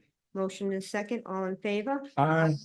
Any opposition? Motion to approve with accountability as stated? Yes. Okay. Can I say Team Palatka? That would I'm be sorry. Team Palatka. Team Palatka. Should be a quote. On to C, discussion direction, River Street retaining wall. I'll be making a presentation. Thank you, Sunny. The River Street retaining wall basically impacts 4 properties along River Street: 1302 River Street, 1303, 1311, and 1321. You can kind of see here. This is, for those of you who are not familiar, it's across from Aza Health. And 13th Street and River Street are the most impacted areas. Next slide, please. These are some photos that were taken a couple of months ago. You can see that the wall is tilting at a significant angle over the city sidewalk and also impacting the bus stop that is there. You can see remedial measures have been taken to strap together the structures, but the significant leaning is still occurring. Next slide, please. So a little bit of background here. Dating back over a decade, Mr. Simbor recorded that over a year ago, they noticed there's a retaining wall on River Street that is leaning. They don't know when it was erected. They have determined through a survey that the retaining wall is on public property. They have received a quote to fix this wall and will be bringing back options to fix or replace the wall. And it's leaning at about a 30-degree angle, and that was 10 years ago. That survey that was referenced, we do not have been able to find that particular survey that shows that it's on public property, but we're gonna take this at face value. So fast forward a year later, Mr. Suggs said it was brought to his attention that there is a serious issue with the retaining wall on River Street near Twig Street. He noted staff has received one quote to do the necessary work. However, the cost is over the purchasing threshold, which triggers commission approval. He is requesting the commission take this up as an emergency item and give approval on latitude to get the wall repaired, replaced before it becomes a life safety issue. Mayor Hill said it is a matter of time before it collapses. It is a well-traveled sidewalk. Mr. Suggs said that he has ordered the site to be secured and cordoned off. Commissioner Borum moved to give the city manager sufficient latitude to expend the funds to make the necessary repairs to the retaining wall. Commissioner Brown seconded the motion, which passed unopposed. So you can see 9 years ago, we had this action take place. If you go to the next slide, from what we've been able to deduce from our research, the only property that was actually repaired was 1325 River Street, which had the wall removed a year later. Lewis Oil Company owned 1325 River Street. Wendy Lewis authorized the city to remove the masonry wall located on the northern boundary of our property. Portions of the wall had already collapsed at that point. So the city pulled the permit and the work order, demolished and removed the falling wall, and regraded the slope of the property. And that was the only wall that the city demolished. I need to note that this particular property does not have the dirt going up against the wall and the vegetation that the other properties do. So next slide, please. The reason this is coming to your attention is because this is going to go to a special magistrate hearing. The current code enforcement complaint, basically we had a complaint in 2023 stating that the wall is leaning out towards the sidewalks. Notices of violation were issued. Special magistrate hearing was scheduled. It has been postponed several times. Legal counsel, which I imagine you will hear from later on this evening, has been retained, and the property owners are in the position that the city owns the wall and is responsible for maintaining it. The ownership of the wall has not yet been confirmed. This dates back a long time, probably before this property was even incorporated into the city, but we do need some guidance on how you would like to proceed. There were some issues, next slide please, in terms of ownership of the wall. If you can see, the bricks along the wall match the bricks going up the staircase wall returns, the porches and columns for at least 2 of the properties, which led us to believe that this was actually the ownership of the property owners. So there was a little confusion based upon what we observed physically on the property. I have spent considerable amount of time out there. So has a lot of other city staff members trying to resolve this issue. And obviously that goes back a significant amount of time. Next slide, please. You can see that the vegetation that is clearly on the property owners property is pushing up against the wall, and that's causing further damage. Next slide, please. I mentioned this before, but it is impacting the bus stop. This is becoming a liability issue if someone were to get injured if the wall actually collapsed. So what are your options? Next slide, please.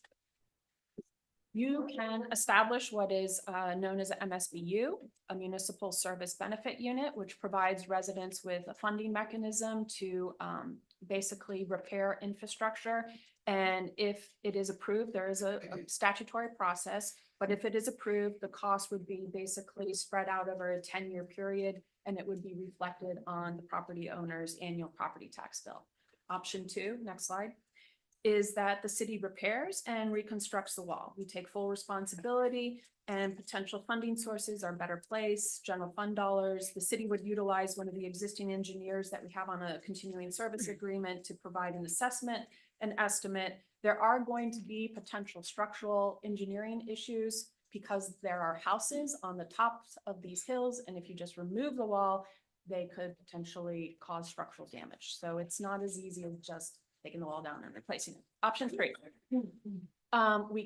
Option 3 is removing the sidewalk. We could potentially remove the wall. Again, this would have to go through engineering approval and then just grade down and lose that entire sidewalk and relocate pedestrian movement to the other side of the street. And option 4 is we would potentially split the repair costs. We partner with the residents to share the cost of the repair. And we could cover the cost of engineering repairs on the sections of the wall within the city right away, and the residents would be responsible for repairs on their side of the property. So at this point, before we head into the special magistrate hearing, we are seeking guidance, and with that, I'll conclude my presentation. Thank you. Any questions, Commissioner Boren?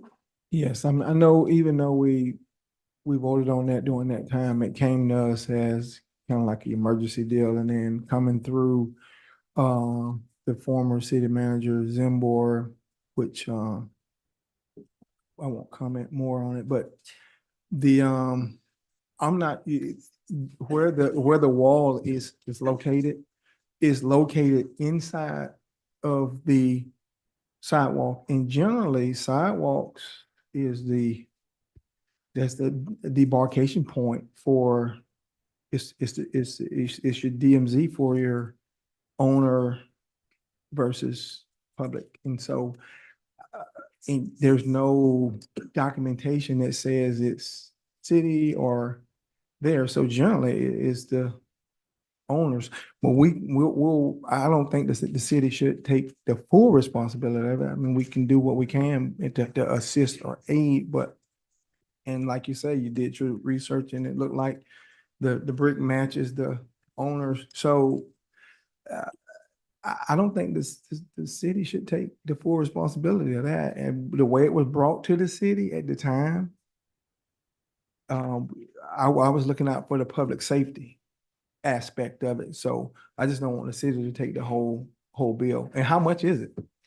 So Mayor, before we proceed, we do have counsel here representing one or Some of the, one of And that was multiple gonna be- property owners. Yeah, that was going.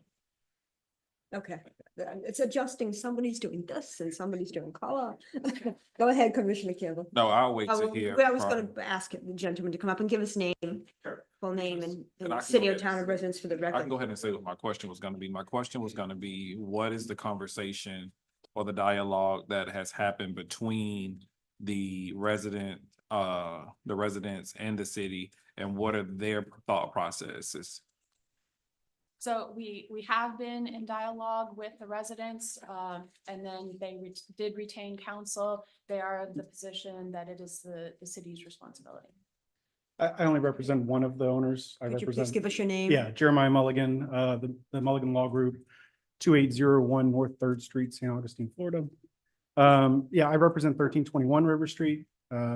Just one of the single owners that's impacted. The other three owners I've not had any contact with, so I can't tell you what their belief is or what their impression is. You know, when I was retained, I did reach out to Ms. West, who's been very receptive and we've been having, I think, good conversations about it. But what she wanted to do was present this and get some guidance from you, which I think is a good idea. You know, our position right now is, yeah, you know, we have a survey that shows that the wall is on the city property. It's outside of our property. I think it's a relic of, you know, what happened when the property was originally annexed into the city and when the plat was originally filed. But the reality is the wall, you know, from the survey that we possess clearly demonstrates it's on city-owned property. And so we think it is city responsibility. That being said, my clients are, you know, they're interested in trying to figure this out. They're interested in trying to get a resolution. I think, though, we're a little premature on most everything at this point. I think we need to know what is it going to cost, right? What are we actually looking at? My clients aren't interested in, not interested. They don't have the resources necessarily to go hire an engineer to come out and do the entire wall for all four properties to figure out what it would cost to make the repairs. And so we're at a little bit of a loss. You know, what we would like to see happen is to do a little bit more research, figure out, you know, what is it going to cost to make the repairs? Do the repairs need to be made? And do a cost benefit analysis at that point, right? If this is a, you know, if this is a $600,000 project, you know, these four houses are valued at $100,000 each, right? And so, you know, they're not gonna, it's not gonna be economically feasible for them to make that type of investment in the wall out front. And so they need to know what they're looking at before they can look at a, you know, an MBSU, or they can look at a cost sharing agreement or anything else along those lines. So. Commissioner Bourne, were you going to? ask No, a he question? just mentioned that the houses were worth 100,000 each. That's what you said? They might be. A worth little more. more than that Yeah, right now, but nevertheless, it's not any more than 250 at tops. Sure. I mean, cause you can't build a bathroom for under 90. Yeah.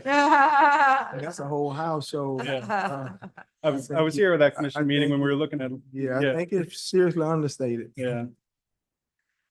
Yeah, but my point is, if the cost benefit analysis doesn't make sense, and, you know, the owners can't agree to, you know, to spend more than the property's worth. No, but Whatever the cost ends up You being. just brought 400,000, but Yeah, I yeah. just disagree with that piece. Sure, I understand. But it's going, you know, before the magistrate, so that fines can be incurred too. It is a difficult situation. It's been a situation that's been going on for a long time. We do all collectively have to figure this out. And so, go ahead, Commissioner Cowan. So, it's evident that, originally when it came before us, that it was of a urgent matter, and here we are 10 years later talking about the same thing, which leads back to what I often say, we talk about things when they're hot, but when they're not, we put them back on the back burner until it's hot again. I believe that it's imperative that we come up with direction, and I believe that being that the citizens may not be in a position to at least get the study to know what it is, as the attorney has alluded to, that the city should do due diligence. Again, this has been brought before us 10 years ago almost. And the issue is not rectified. There's nothing different being done outside of that one wall being torn down. But again, if it's becoming a health, we're going to possibly be out of more money should someone get injured, depending on the severity of their injury. So in order for us to be proactive, in order for us to do our due diligence as commissioners and our city staff, I would make the recommendation that we go ahead and move forward with this, simply because, again, we don't want this to be put on the back burner and wait another 10 years, or we wait till somebody is severely injured. Because one thing that I would hate to see is someone sitting there at that bus stop and all of a sudden the walls come tumbling down. So I would like to make this a priority. It's a priority, but we got 4 options that we have to deal with or whatever. Are you saying that the city need to take on the whole ownership of it? I wouldn't say the whole ownership. I would like to at least get the assessment done to know what it would take to, and then have the conversation with those residents to see what buy-in, or if they are willing to have any buy-in. And then in the event that they aren't, that's when we have to make an overall decision, but at least to get the study done to know what it would take to get it done. So That an was my engineering ask. study, What the cost, yeah. essentially, an What engineering is it called? study. But what can be done in the immediate, right now to be able to make sure the wall is secured? I mean, is that something that the city need to be trying to figure out, or what? Because again, if nobody can establish who's the owner of the wall, but if somebody get hurt, then who owns the wall? So I can assure you, being a former litigator, that if someone gets hurt on that sidewalk, we will be a defendant. Meaning they would sue We are us. gonna get. So if they sue us, shouldn't we try to mitigate that? I mean, shouldn't we try to do something to mitigate it in terms of stabilizing it in some type of way? So that is why we are here, to get some guidance on how to move forward to avoid that liability. I mean, short of closing the sidewalk off right now, that is the most immediate Mhm. action that you can take. But we really can't make any recommendations without an engineering report to guide that decision-making process. Well, can we make a recommendation, just go ahead and just temporarily close it until we get this worked out? Yes, I don't know how that will work exactly with the bus stop. Yeah. Move the bus stop. Simple. Just relocate it. I Take mean, off the sidewalk. We got a park. I mean, the park is not for, just move it on down by the park. The park is just. You might have to move, it's gonna be, I think, across from Asa Right. Health. It's kind of key to I think the bus stop, the use for Right. people there. And now that I'm thinking, I don't think the wall on the other side is any better at Azalea. I mean, at Asa Health. So So Well- Asa Health has taken steps to repair their wall, and it doesn't have quite the same issues because of the amount of dirt, pressing up against the. Well, I was talking about the moving of, if there was to be consideration of the moving of the bench for the bus stop, that I don't know where it would go on that side, but Commissioner Borum, I'm sorry, Yeah. did allude to moving it to the bus, to the playground area, but along that sidewalk on that opposite side, it's really it's no better. So could it be moved up the hill where the wall's already been removed? Can we give them direction to kind of look at an area to see where it's safer and better? So. How about up the hill where the wall has already been removed? And that way it still provides access to Asa Health. It's just a thought to look into. And I think, yes, we may be obligated for the engineering study, if we use Better Place funds or whatever is allowable to get that done, Commissioner Jones. Well, the first thing I say we should do is find out who actually owned that piece of property on the wall. We talking about, engineering and all that. We don't want to incur the cost for the citizens of Palatka to have to pay for any of that if we don't have to. So if it's not ours, we need to find out ownership first. So you ask for direction. That will take a survey, which also will take money. Take a survey. A survey is not going to cost as much as an engineer. Yeah, what you said. For what it's worth, I'm happy to provide our survey. No, we would do the survey. We wouldn't want to go on your survey, of course. We want to do the survey. So do the survey first, find out who owns the wall, and then, of course, you can't, then that's when you're planning the course of action, because if you don't own it, that your defendant or your person you're representing is gonna be on the hook for some But costly. the safety issue is also paramount. So the safety issue, like Commissioner Bourne said, We we just said, close off the close off the sidewalk. So sidewalk. we're doing what we supposed to do as far as a safety issue. We recognize it, so we put some, close off the Mitigation steps. sidewalk. So we have done what we supposed to do in that aspect. But I don't think we should go and pour a whole lot of money in something that we don't know if we even own. That don't Let's, make sense to let's me. mitigate the safety risk Right. and try and relocate the bus stop to a different, safer location until this is all worked out. Whatever we do, it needs to be done. Now. Yeah. Immediately. Like yesterday. That's the direction. Does Rise Solutions own the bus station? So we'd have to talk, I know it's on on city property, but, okay. In the That's- morning, we need to give us. That clear direction? That's clear. Date certain. Bus stop move further up the road, same side of the street to where the wall is no longer located, and then obtain a survey company to find out who owns the wall, and then circle back to the commission for additional direction. Yeah, I'm closing the sidewalk. But you're closing off the sidewalk for safety purposes. Can we take With a into date certain. 1 I minute. really want to take into consideration the moving of it up. I travel that road every day, morning, lunchtime, and so there's a lot of elderly people that utilize that from Aza walking over to, and we have to take in consideration, it's an incline as you go up. If you're going out and you're going to the right, there's a significant incline that could pose a health risk or a safety risk for some of those elderly people. Anybody who, again, has a disability that has to walk up that, because again, when you walk out and across, it's a flat level, but as you go up, towards, I want to say that's what, 13th Street, there's an incline. So I want us to take that in consideration. So with respect to the recommendation, I would leave that it be up to the discretion of staff to give us the best location that does not pose a problem to those who utilize that bus stop. And maybe asking as a health for their thought, Right. since it's If they there. have any, and if they have any like physical disabilities, make sure you accommodate all of those things.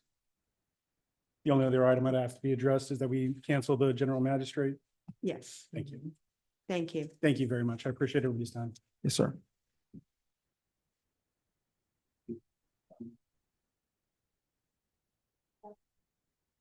D, adopt resolution 2024 R206. Thank you, Madam Mayor. At this time, city staff would ask that this item be continued until the next meeting. Okay. Due to the city's youth ambassadors had an event at Palatka High and QI after we'd scheduled this item for this meeting. So I do apologize they weren't able to attend. Okay. On to E, adopt resolution 2024 R219. For cleanup purposes, Mayor, I would Sure. like to make a formal motion Okay. that we table this, item to, I want to say they're coming back Are they coming back from November the- 14th. Okay. November 14th. Got a motion, do we have a second? Second. Motion second, all in favor? Aye. Any opposition? Thank you. On to E, adopt resolution 2024 R219. Trustee Becker. Resolution of the city of Palatka establishing legislative appropriations for the 2024-25 legislative session, establishing legislative priorities for the 2024-25 legislative session, and providing for scrivener's errors. Ms. Cotty, you want to speak? Yes, I would like to turn this part over to Becker, Ms. Jackson. If you can discuss the legislative priorities that we, or am I correct, or is that the lead pipe?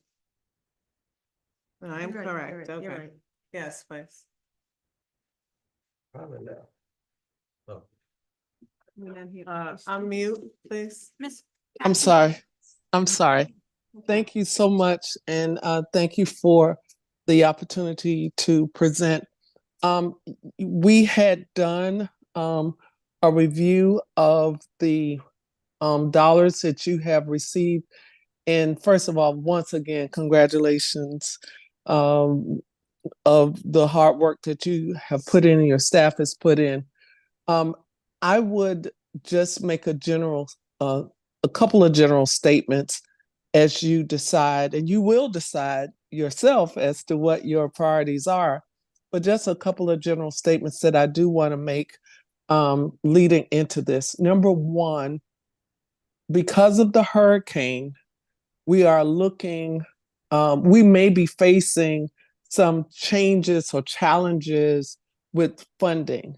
It's something that happens when the state has been engaged in such a horrific activity. Traditionally or historically, the state has taken a real look at hurricane relief. And some of the budget, it takes the life out of the budget almost. And we don't know what that's going to look like. So I do want to kind of manage expectations that it may be a little bit different than it was last year. So that's number one, the hurricane. What that's going to look like and how it's going to affect the budget, I cannot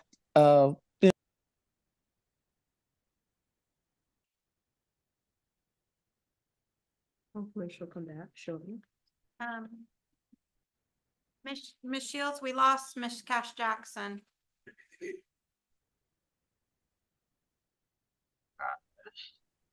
Yes, I see. Hello, everyone. I know that Yolanda will probably hop back on, but just to finish her thought, her statement that as she was saying, hurricane dollars. First of all, can you guys hear me? I'm sorry, I'm just talking away. Yes, we can. Thank you. Okay. Yes, as it relates to hurricane dollars, it does disrupt the funding just a little bit. So to her point of managing expectations. Yeah, I'm sorry. I'm back. I'm sorry. Okay. I'm sorry. I'm sorry. The managing expectations. I didn't mean to cause a hurricane. But thank you. Thank you so much, LaToya, for picking right up. Teamwork makes the dream work. But yeah, so managing the expectations with the hurricane is something that I did want to bring up because it has happened historically, sometimes to the point where even recurring dollars are shaved just a wee bit. We are in very good shape. The governor and his staff and the legislature has done an amazing job in making sure that we have the reserves that we need for the state. And he did that last session. So the hurricane is number one. Number two, we'll have new representation, and I have to give a shout out to Representative Bobby Payne, Senator Keith Perry, for their hard work as we, got what we needed in terms of our water projects and the size that we received. I think something like $13 million over the last couple of years. That may change a little. Not that we won't have great representation. We will know November 6th who that is, but they won't have the seniority. We were very blessed to have very senior members. They won't have that right away, but we believe that our priorities will be such that they will be able to be fulfilled. And then finally, I just want to encourage you, because we have had some turnover within the city, to encourage the commission to continue to come to Tallahassee. Your presence has made certainly a difference in the recovery and the awarding of funds. Going door to door. You guys, met with staff. You met with legislators. We just can't stop doing that, and more importantly, we need to do that again. So with that, I would just have this suggestion as you decide which priorities are that you want to label as most important. You have gotten several phases of your water projects done. I would suggest that there's a little bit more to do, and that may be the priority that may be what you want to make your priority, is to finish what you started. Absolutely. And I think you have done a great job. Now, I know that some of that may not have been encumbered yet, but you have a little time to encumber. Encumber doesn't mean that it's finished. It just means that the dollars have to be encumbered. So that, if you're really concerned about whether or not you're going to spend all the money, let's talk about that up front. We can deal with the staff. One of the things that we have done a little differently this time is that we have worked really closely with the agency. So we have met with the Department of Environmental Protection where that money is coming through. We talked to the Department of Commerce that deals with some of the other grants. So we've tried to get out front of this stuff, so we make sure that we bring in the most accurate information and we really get a feel for what's happening in Tallahassee. So with that, I'll stop. Finish what you started. You all are killing it already. So there's not a lot of reason to reinvent the wheel unless you see it deem it necessary. But you can continue the next phase of the wonderful work that you've already started. And that's my report, ma'am. Commissioner Barham, you have a question? Yes, I just want to thank Yolanda and Latoya for all the work that they've done for the city. I want to thank you guys for helping to guide us along and giving us the necessary guidance and working with our representatives and helping to bring home the dollars. Again, we need to make sure that the city operate like Becker and Palatka, where when Yolanda went offline, business resilience. We don't play. We have to kick in. We have to kick in like that as well. So she picked up with just like a blip, and she was on ready to roll. So she was fully prepared. So I want to kudos to you guys for working that closely together to making sure that your organization represents well. We certainly appreciate all you guys have done for us over the past few years. The only thing I did not like last session was that we was up for recreational. I'm going to say that till I'm not. But we went all the way through to both the representatives and the Senate. Everything looking good, and now I learned that the only thing that stopped our appropriation was that it said cultural, and that pissed me off. Oh, okay. Well, we'll see what we can do this year. $300,000 went away just like that. One Oh, word. that's all right. Well, you know what? I hope we made up for it in the other amount. We'll try again this year. How about that? We did, but we can't shift it. Okay. Thank you. Anybody else have any questions? Ms. Cass Jackson? Thank you. Thank you so much and look forward to seeing you in Tallahassee. We start in March. Absolutely. Okay. Thank All you. right. Thank you. Yeah, I was just gonna say, we start in March to May, and committee weeks are 6 to 7 prior, starting in December. So I just want to let you all. Thank you. Thank you guys for the update. All right. Bye-bye.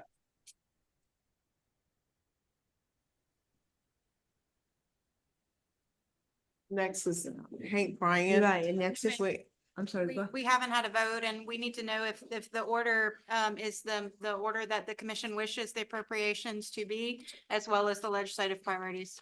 Well, before we move to that, they're gone, but it was noted about something that was highlighted in here. Anybody want to speak on that? I'm still here, by the way. Hey, I'm Ms. not gonna Jackson. go. Yeah, I'm still here. I'm still here. I'm here too. I'm Yeah. here. This is Will. And Yolanda, I put a call into your office earlier to ask you Okay. about the red line item and the explanation. I don't know if you guys wanted to do that or did you want? The red line item. Let me go back and look. Can you read it to me? There was, Because on this. I think Sonny have it. Okay. You know what I'm talking about? Because I don't see. Okay. Okay. It was. Go ahead, Sonny. Okay. Now I got it in front of me. Is currently working on the following North Browning resurfacing. All right. I have it in front of me. Your question? Earlier, I thought I saw State Road 207. Yeah, State Road 207, North Boundary Road 207 in there, and that's in the county. So was that something that was put in there inadvertently? Or somebody explain it to me a little bit. That's not, that's. So what I did, I'll speak. I'm sorry, Commissioner, go ahead. Go ahead. Was it inadvertently or was that included that we, that's What allocation? No, what I did was when I touched base with Sunny, I looked at some of the funds for, and if I'm reading this correctly myself, that are being held through the Department of Transportation. And these are currently some active projects that are being done. So I made mention of them to make sure that if anything was overlapping or if there was something that you all may have already been aware of that may go with some of the other priorities that you may be in discussion with right now, then at least you are aware that they are doing some work on whichever road or whichever highway or whatever in the city and or county. Okay. All right. Did I answer your question? Yeah, I Okay, understand. thank you. Any other questions? No, just kudos. We appreciate them for doing that when that's never been done before. We certainly appreciate it. Okay, with that said, Ms. Prance's request that we decide how to move forward and what our priorities are. I think we should take her advice. She said go along with the water lines. And we know that's much needed. So that needs to be priority number one. I suggest. Okay, no, go ahead. We might want to slide the lead. We got that lead. Pipe. We got the lead pipe we're dealing with right now as well. Well, that need to be number one. Yeah, that's number one, and water line number two.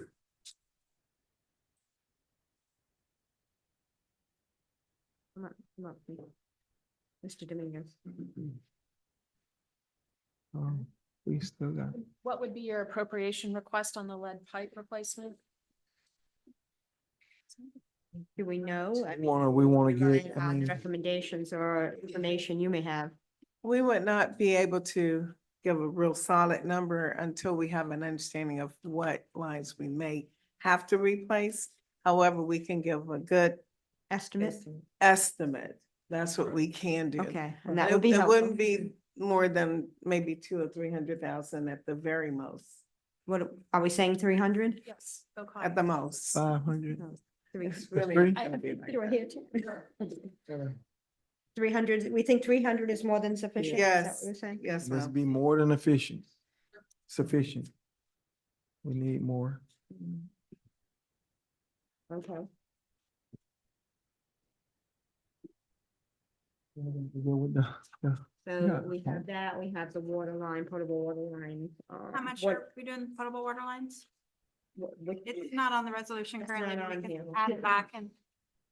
And we still doing our homeless stuff, And we were even thinking that, because we I would we think need to so. deal with that because we already just had legislation to pass and we was trying to do something way back when and right, are bringing up every year. So we want to make sure that we continue to do something along those lines. Now we're on our heels. So we gotta do something along those lines. I have a question. Commissioners, Yes. I have a question. Would this be something that we would workshop? I don't know, I'm asking. We should. We can. We I would, can. I would like to Workshop see it. it. Kind of was thinking we should. We had monies in our When do we have appropriations to for see homeless it? stuff, so we gotta do something. Because that would have to happen fairly quickly, folks. I say workshop it. So just Okay. on, Yep. from a timing standpoint, I'm committee asking. weeks start in December and our Becker and Polyakov will need to have an idea of our priorities, ideally before the sausage making starts with committee week. Lead, water lines, And then homelessness. to piggyback on what Ms. West said, the Northeast Florida Regional Council has asked for your legislative priorities prior to November 22nd. Lead, water lines, homelessness. That's what's on it for.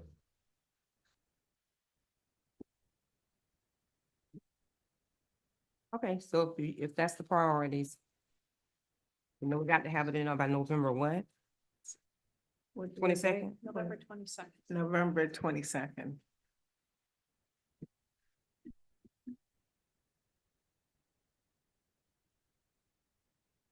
And Okay. again, do you still want a workshop, folks? Yes?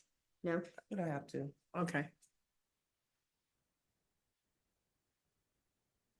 So staff will try to work together to give more information and we send it to you.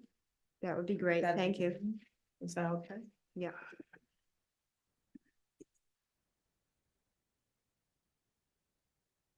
Any additional discussion on this topic? Not that I know of. I mean, those are the pressing things that we need. So since we're up here, they had a ride solution, stuff up there, $450,000 allocated. Where do we stand on that as a commission? Well, we got 450. Are we all in agreement to that or?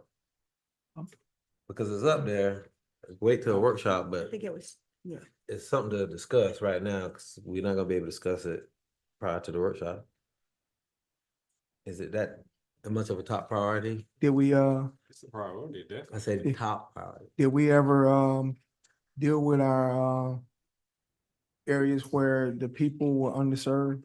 Where the routes were taken out? Did we ever, get those things addressed or taken care of?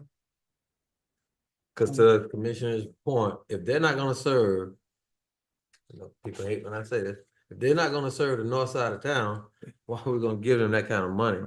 And That's they the need to route. serve the entire Palatka. That's what the Not, route is taken out. not say that they're not gonna serve Right. a certain side of town and we're gonna give them $450,000. We need, to- So that's why it need to be discussed. and we need to see the blueprint for what their request is, understanding, knowing the, you know, the full scope and details of that request. Well, I can't say 450,000 for that because it's too generic. So these are just These ideas are for ideas, you this to is- discuss and give guidance in terms of what you want to have in your legislative priorities. You don't have to go with any of these. Oh, well, we went with the three. Normally you You give do the three, top three you give and the we top hope for the three. best, and we still can submit 'cause if the you others, but push too many, yeah. again, we're gonna have less funds coming back to us. We had two back-to-back hurricanes hit Florida, so Right. again, And a they, change in representation. So I think we Exactly. we can ask for the moon, but we only might get stars, you know, I mean, it'd be the top three. yeah, you top three and We can submit everything, and at the point, if that, for some reason, funding comes through to Ride Solutions, we've got to figure that out. correct. What that goes, but we're not even there yet, I don't think. Okay. We're in the idea phase.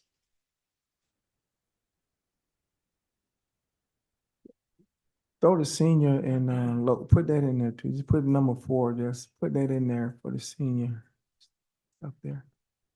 Well, it's all moved down in number. Senior and low income recreational programming. Let's see if we can slide that in on number 4. That's a low rated, it's a ready thing and our community is ready for it. It's kind of, we fit all of the check marks. So you're check box. suggesting that comes above Ride Solutions? Oh, well, no, yeah, that come, yeah, that, because of, Well, the I'm yeah, asking for clarification. right. So Commissioner, just for some background information on that, that was what we had submitted last time and we were about to get. The only difference this year is we removed the word cultural, so it wouldn't get vetoed by the governor. Yeah, I thank you and I appreciate that. Not back to back. Hopefully we can get that. Anything else? Keep that splash pad up there. It might not be the 1, 2, 3, but keep it up there. Well, you're gonna keep everything up there, Yeah. yeah, we're just, Splash pad ain't going away. Prioritize this. okay. I think that's direction, right? Is that sufficient? Are we So clear? Thank you. I can Clear? repeat it back if I may. We good. Okay, do we have a motion? Motion to approve. Second. Motion and a second. All in favor? Aye. Any opposition? Thank you. Madam Mayor, I still, sorry, I don't understand. That was the appropriations. How are we reflecting on the legislative priorities? Was it included in the motion? You're approving the resolution. Recording it. Do you want to state your full motion, please, Commissioner Campbell?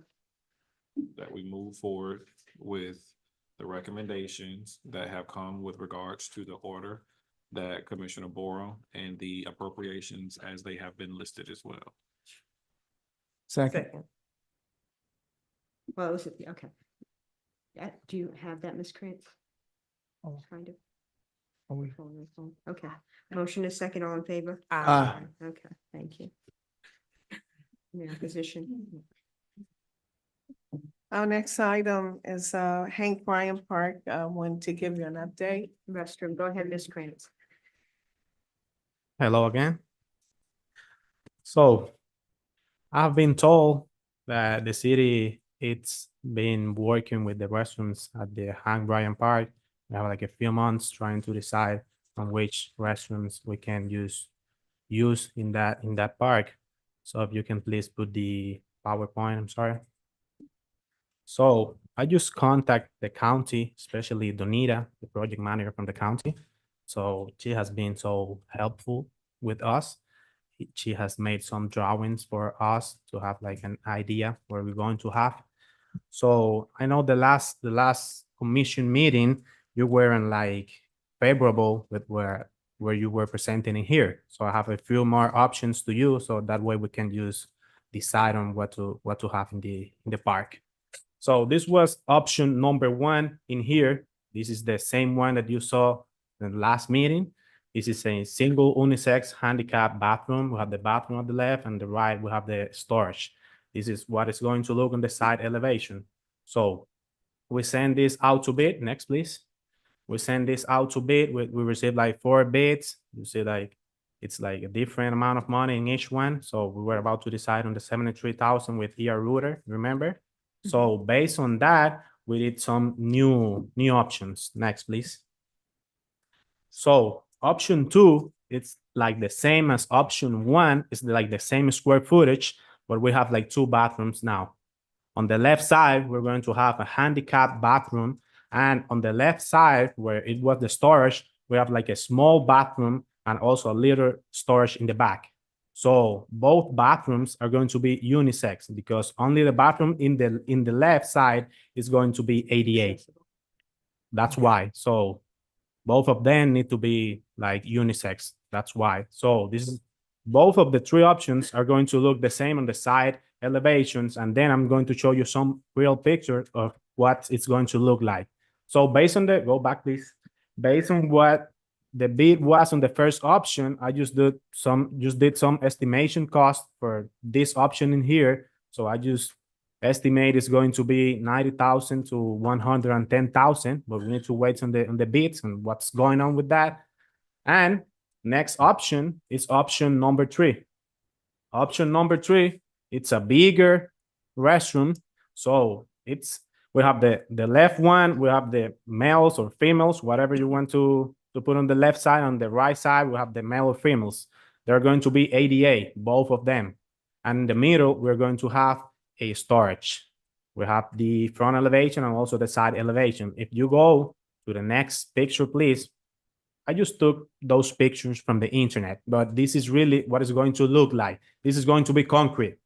All is going to be concrete, right? So this is what it's going to look like if we decide to go with the two just unisex bathroom.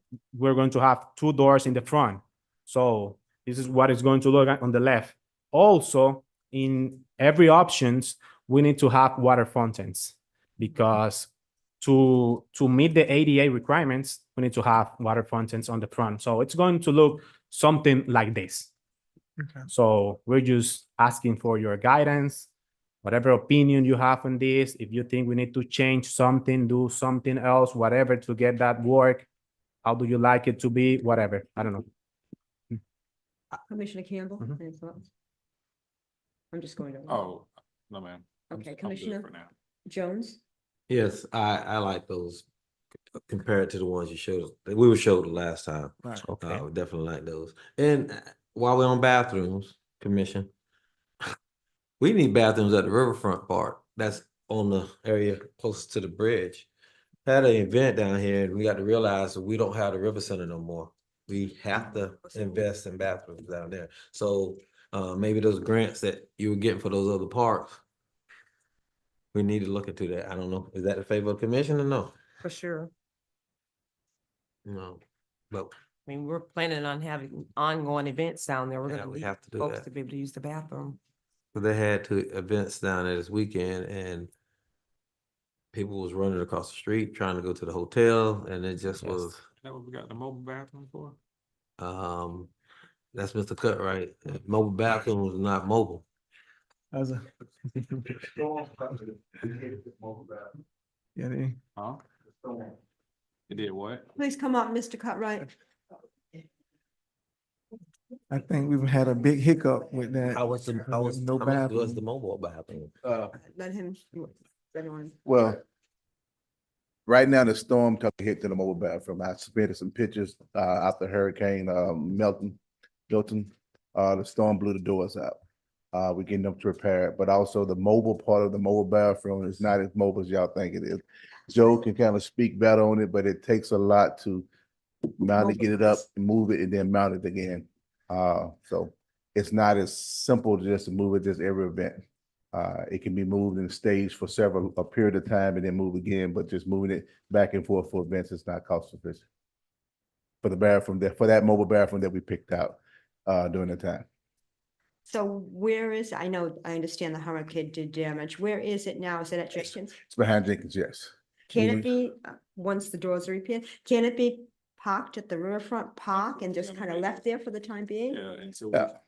But part of that is because that bathroom actually was allocated to be kept at Booker Park Okay, for the grant.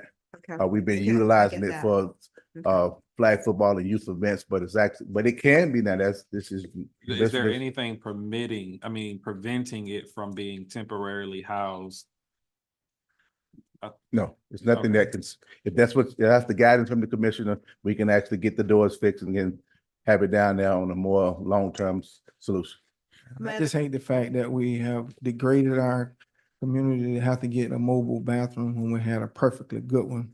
But that's just my point of view. And then there's like the plan moving forward with people being able to utilize something that we had before that they can't use it. And so how much longer will it take for us to have something that's that's decent for them to have without, when there's going to be additional costs associated with that? That's tough.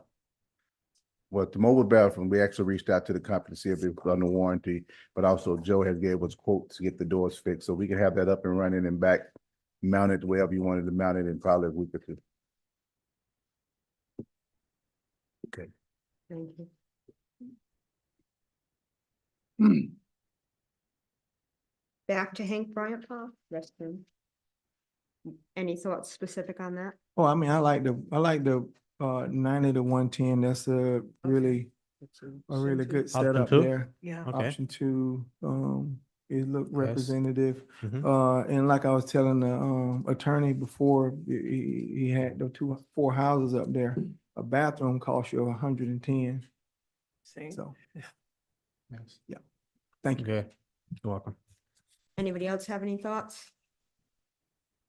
With that thought, do we want to, would that be our direction to go with that? Yes. I mean, that- Okay, thank you. Next, adopt resolution 2024 R224, Ms. Krantz.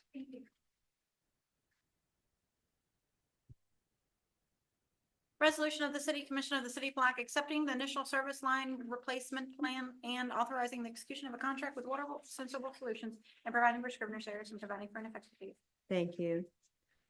Mr. Verrecchio? Hi, good evening, everybody again. So you have in front of you, we had brought down the new quote. And first of all, let me start by saying thank you for you guys approving and giving us the green light to start this project on our own. Because of your decision, the quote, the final quote to have a company that's qualified to work for the EPA to come in, we saved almost $91,000. And that's just kudos to the team and the work they've been doing. So we're roughly at 150,000 to get them. That includes all the reporting, even the work that we did. And we just need approval to move forward with this contract, please. Okay, everybody, we did get the proposal at the start of the meeting. I don't know if everybody had a chance to glance at it. Any questions, Mr. Verrecchio? Okay. Do we have a motion? Motion to approve? Second. The motion is second. All in favor? Aye. Aye. Any opposition? Thank you. Thank Want you, to just folks. commend their department too for Everybody. the great work that they've been doing. Just a couple of requests went through. They did, responded very, very quickly on those things. And again, that's what, the community like, quick responses and what have you. So with the cemetery deal as well as with South 18, so. Thank you, sir, very appreciate it. much. Thank you all so much. Appreciate it. Have a nice Eight. evening. Thank you. H, discussion direction interim city manager discussion. It was requested at last meeting that this be placed on the agenda. Okay.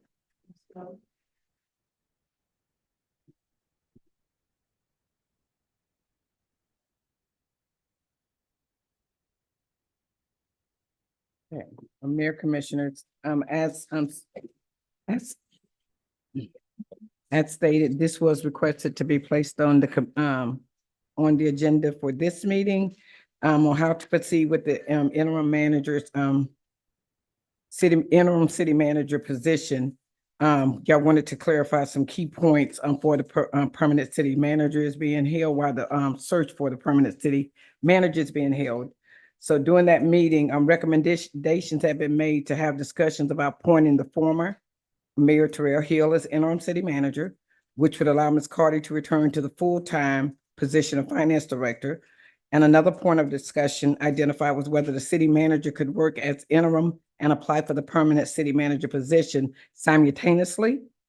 What mitigating strategies would be put in place to not taint the process if it was needed. And the other matter was for discussion is whether the current interim city manager is interested in applying for the permanent city manager position. And you all wanted that back on the agenda for discussion since we kept what the agenda item was, and that was the outline for the search for the city manager for the 5 phases. So this has been placed back before you all, so you'll have time to discuss these key points that you have had questions about. Okay, Commissioner Campbell. I'm just going down on the other side. Commissioner McCaskill, then I'll start at the other side. I gotta look. I mean, what was the order? I mean, we can go in order, out of order. How would the commission like to proceed? I mean, I would like to make the recommendation, as we do proceed, that we not knock whomever sits in the interim position from being able to apply. I think what we have learned, in previous, attempts on trying to go forward, that a person has the ability to change their mind. So I think if we set the parameters up front to not have the person that's sitting in that position be involved in the process at any in any way, shape, or form, and we leave it to our HR department to do what it is, and whomever they delegate to be a part of that process, that be something that we take in consideration. So I would like to make that a recommendation that we do not allow the person that serves as the intern not be able to apply or apply as a permanent position if they so desire to. Okay, so interim apply, but not be involved with the process from day one. I'm in agreement with that. Okay. So the first one was to consider Mayor Hill. Yes. We want to discuss that first. Yes, ma'am. That's something that I suggested, and I'm still on board with that. Okay. I don't know, again, anybody else who's more vested in this community. He served 8 years as the former mayor. I know that we were concerned about changes, but I don't know what changes that we would be bringing in with him other than him serving in a different role. The staff is already familiar with him, so I say I'm still on track with Mr. Mayor Hill being appointed as interim city manager.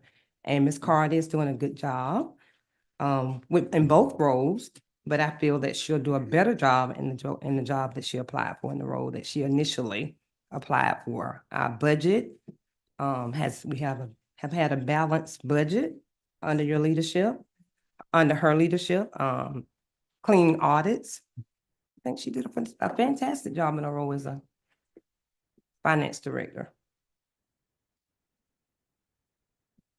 Commissioner Bourne? Have any comments? I don't have any comments. I've spoken prior to, so I don't have any comments. Commissioner Jones? Well,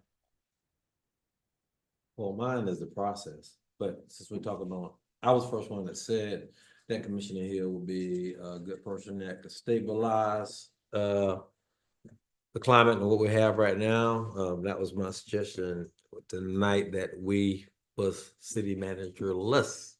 So since discussion, Ms. Carty has taken over. She's doing a good job steadying the ship. But I agree with Commissioner McCaskill, doing two roles. It got to be taking a toll on her. She gave us an email last week about some of the concerns that she had prior stuff. And if the capacity on former Mayor Hill, if he could actually step in and do it, that would be my recommendation as well. Bring him in. We've had some public comment, people commenting about election and what happened with elections. Well, that's beyond an individual's control. We are a commission up here, and I stand on decisions that I make up here. So when I make a recommendation, I stand behind it and the reasons why. I don't think there's another more qualified person in Palatka that can do that. This guy have been the mayor for 8 years. He know I guarantee you, to bring him to that podium right now, he know all the projects that we got going on, forward and backwards. And not only, at some point, he served at a lower capacity, which was somewhat, he didn't do it for the money, we know, because he only making $20,000. So why can't we reward him, or at least ask for his services at this point to carry us through? I don't know if he want the job to be a city manager, but when he have said to this community that he wants to help us through this crisis, I can't think of no one better to do it this time. So I don't think I need to say any more, but I am definitely on the side of bringing him in to do it if he would want to do this. Commissioner Campbell?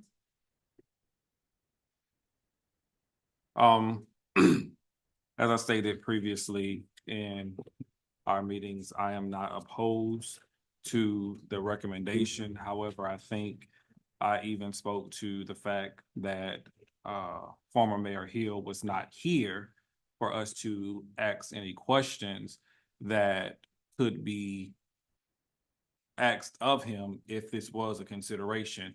That's the reason why I asked that it be tabled, so that we would be able to have the appropriate discussion with regards to, we do know that former Mayor Hill also is a business owner in the city of Palatka, and he has his law firm, and we want to make sure that he is willing to, if given the opportunity to serve as the interim, there are several things that must be taken in consideration with regards to that as well, from our perspective, from the dais and things of that magnitude. That is the reason why I asked that this be placed on the agenda so that we can give consideration to former Mayor Hill, just in case there are any questions that needs to be asked directly of him.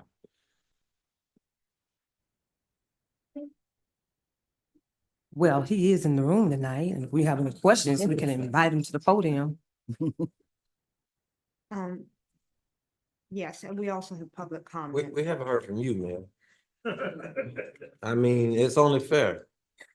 Thank you. I have to say, Miss Cotty's been doing a wonderful job. We're in the middle of some major projects and changes. We finally have some stabilization, as you alluded to or said. I do have concerns about changing in midstream for an interim position. Certainly when we get to the point of applications, resumes accepted by HR for the permanent, everybody's welcome to apply, including former Mayor Hill. I have also concerns, we have to ask him these questions, the rest of my concerns. It's pointless for me to just throw them out there. But I have a lot of reservation about it. I think we have finally had stabilization, and I hate to see that change. And if Miss Cotty is saying she can't handle both, then I'd like to hear that, but I haven't heard her say she can't handle both. For the short term, it's definitely an interim position. Ms. Cotty? So I assume it's my time. Yes, you can go ahead. Okay. I don't Well, understand why this is a discussion and direction amongst us. Yeah. Okay, that's fine. I was just asking the question as to whether she was comfortable to continue to do it, because it plays into this whole discussion. Mayor, with a great deal of respect, we've asked her that question before. Right, and we've also applauded all her efforts and gave her very positive feedback a couple of meetings ago, and now we're saying we need another interim city manager. So I just thought it was only fair, but that's fine. We have some public comments. Ms. Kitchens?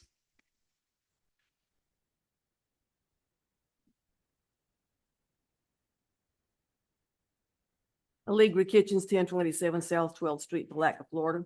I will state again for the record, I like Mayor Hill. I personally would not mind working for him in any way, shape, or form. I think he's a good boss. However, the mayor is correct. For the first time in months, first time in weeks, you finally got stability in the city. The bleeding of city employees has stopped temporarily. Why in the name of God would you want to rock the boat and go back? Now, I think Mayor Hill's a fine person. He knows that. He knows what I think of him. I know him, his faults and his good points. I like him anyway. And I do consider him a friend. He's been my friend since 98. However, you all are not looking at the whole picture. First of all, Miss McCarty has said she's able to do it for the next 5 months. She's already said that. So it's not a question of can she handle it? Yes, she can handle it. Number two, if Mr. Hill wants to apply for city manager, let him apply when you send out the RFP next year and be the full-time city manager. But the number one thing is you need to have a private anonymous poll and ask the city staff what they think. While I like Mayor Hill, I know that when he was in office, a lot of the city staff did not like him and a lot did. So you got to ask yourselves, are you going to lose more city staff if you appoint him as the interim by rocking the boat? You've only got 5 months to go before you pick a new city manager. So you need to think about that very carefully. And this is not an insult to Terrell Hill. Again, I'll state I like him because I don't want any of y'all to think I don't like him.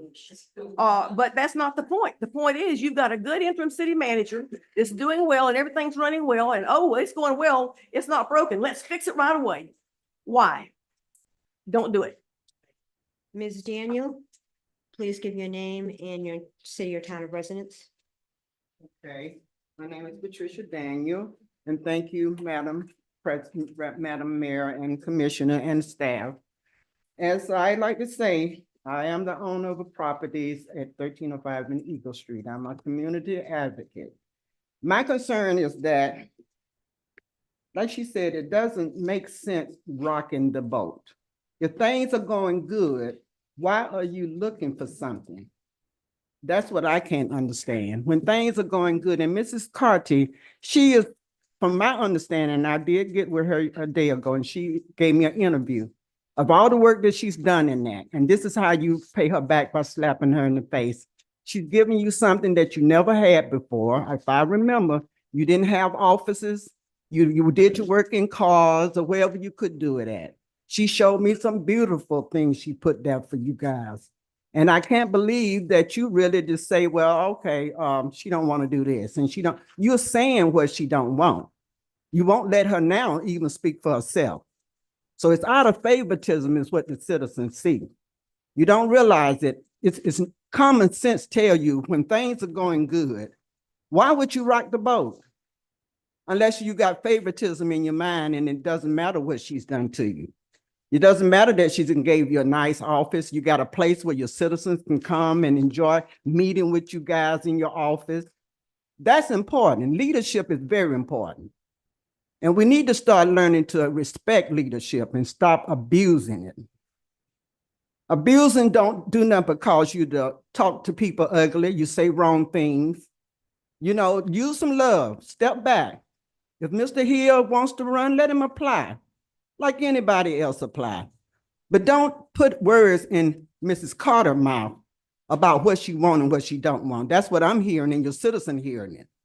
Now, I speak for the citizen here in Palatka that do not want Mr. Hill there. Stop. Well, I did. Point of order, while somebody's at the podium speaking, I public comment. did not nobody say else all here. citizens. Thank you. But there are some prefer having Mrs. Carter. She did a very good job. She's a good leader and she's very respectful. She loved the people that here. She tried to make you all comfortable, gave you things that Mr. Hill never could give you. And he had 8 years to give that to you. So that's a slap in the face. And I just want to let you know, the citizens do recognize that this is not common sense when you got something going good and you turn around and you disturb it. And we don't need no more problems in Palatka. We're doing good. Let us rest and have a good time the next few months. And then you can elect who you need at the next year. Let that person apply. If he wants to run, let him apply. But he haven't proved anything. Mrs. Carter proved a lot. She's shown you what she brought him. She brought plenty of things here. But and I'm thankful to have this time and thank you guys. Appreciate that. Take care. Bye-bye. Ms. Wise?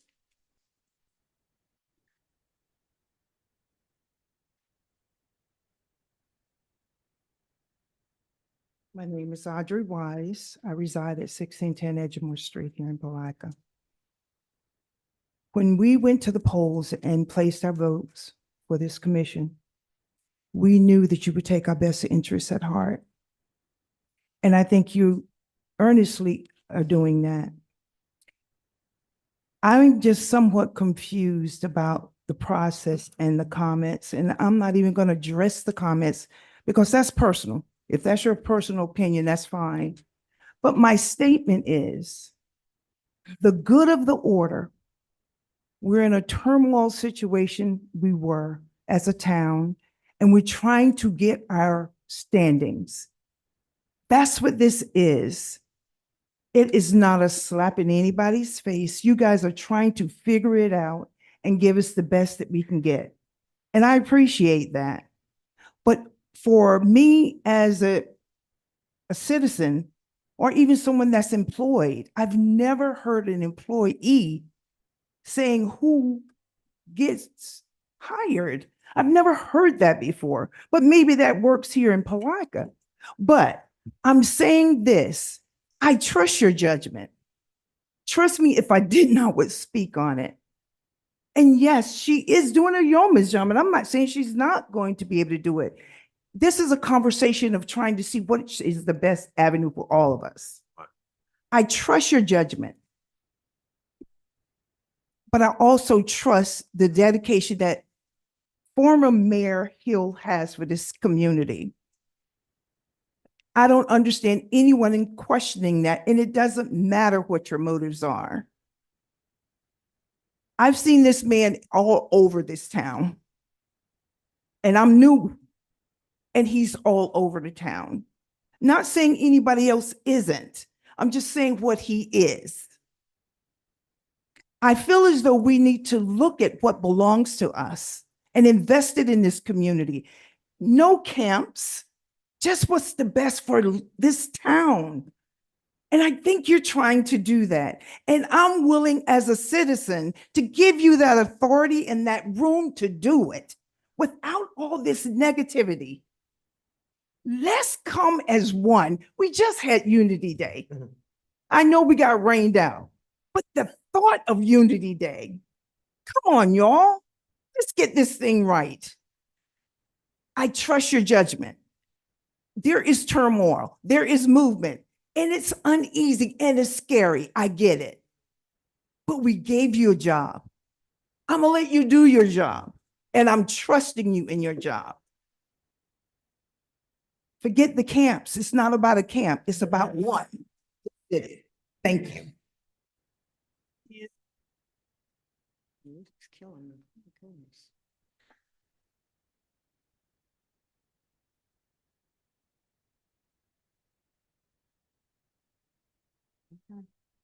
Would you like Mr. Hill to come up and do you have any questions of Hill? Mr. Hill, you were the one that suggested that, Commissioner Casca.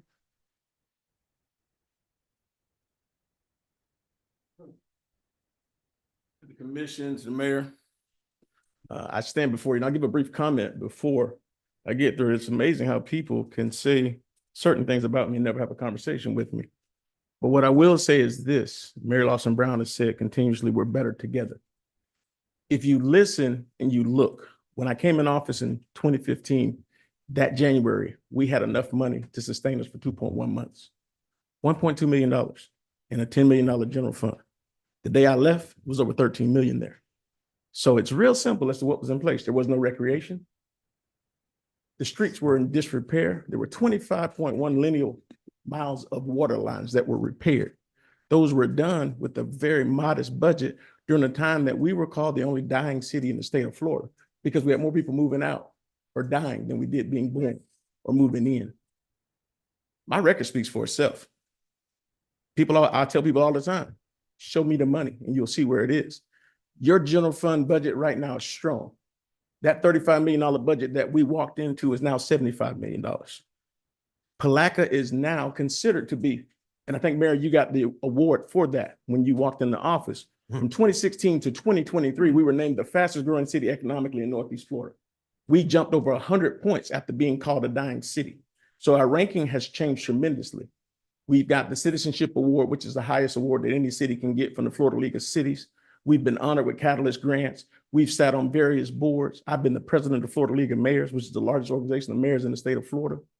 I've been blessed abundantly. I didn't walk in here looking for a job and I won't walk out looking for one because on November 1st, I have 25 years of practicing law in the city of Palatka, most of which was done in the Central Business District. The only reason I stand up here is because I was born here in 1972 and I plan on dying here. And so at the end of the day, I only stand here because I love Palatka. And it's real simple. The 5 people that sit up here represent Palatka. I've had a wonderful conversation with Ms. Carty today. So if you let her speak, you may find out what we talked about. But the reality of it is this. I can work with anybody who's up here. And there are a lot of things that are going on right now that I know about a lot more than the people who sit on the dais. I walked out with $78 million in projects on the board, most of which were initiated by me because the Bible says that the people without vision will perish. Those projects were initiated and started under our vision, under my leadership. And most of the time I was very hands-on with those projects. And this commission will tell you. And so now we sit and there's $68 million in projects still awaiting. You got people who, while they are great people, they need help understanding historically what's happened. You ask questions about a retaining wall. I was there. I was a part of that conversation. the stuff you're asking for, just call just call the surveyor who did the job. But most people don't know who did it. I do. Here's the reality of what's out there. Teamwork makes the dream work. That's what Ms. Cash Jackson talked about earlier today. This isn't political. I don't want to run for mayor again, so you don't have to worry about me. Oh, I'm just telling you, listen, Don't do it. you did me a great favor, but I want to return the favor because there's an opportunity for you and for this commission with 6 major positions missing right now, with a whole bunch of vacancies in place, and an opportunity for this city to continue to ascend, to work together. I heard people talk about complaints against me and all that stuff. There's nothing on the record. There were complaints made and there were reports that were not even accepted by the commission because they were false. Both parents died and I still didn't miss a meeting. I've been more dedicated to Palatka than most. But I stand here today just simply to tell you that I'll consider. But it's real hard to consider something when the welcome ain't good. I've watched that happen on so many occasions, but I'm willing to help. But I'm only willing to help if you won't help. But if you don't want help, then I won't help. I'll continue to do the things that I've been doing for Palatka in the same capacity that I've been doing since I came back home. And guess what? It doesn't matter. I say it all the time. I could be the chief, the Indian, or the horse. I'll get it done from the back of the room just like I do from the front. But I would much rather be on the same team so that we can all get it done because Palatka is just like baseball. And we'll never know how good it'll be until we let everybody play. Any questions? Those are my comments. I do have a question, and I'm not doubting your sincerity and that you love the city. I know that, Terrell, you know I know that. I've supported you in the past. It's not a question of that. The question, what about your law firm? How are you going to manage the law firm in this position? That's a question. It's a great question. So, you know, the beauty of it is the blueprint was Don Holmes. Don Holmes sat in the same position for 3 years and had a law firm. But he The had only a difference, partner. he had a partner. The only difference between Don Holmes and me is the way we look and a little bit of age.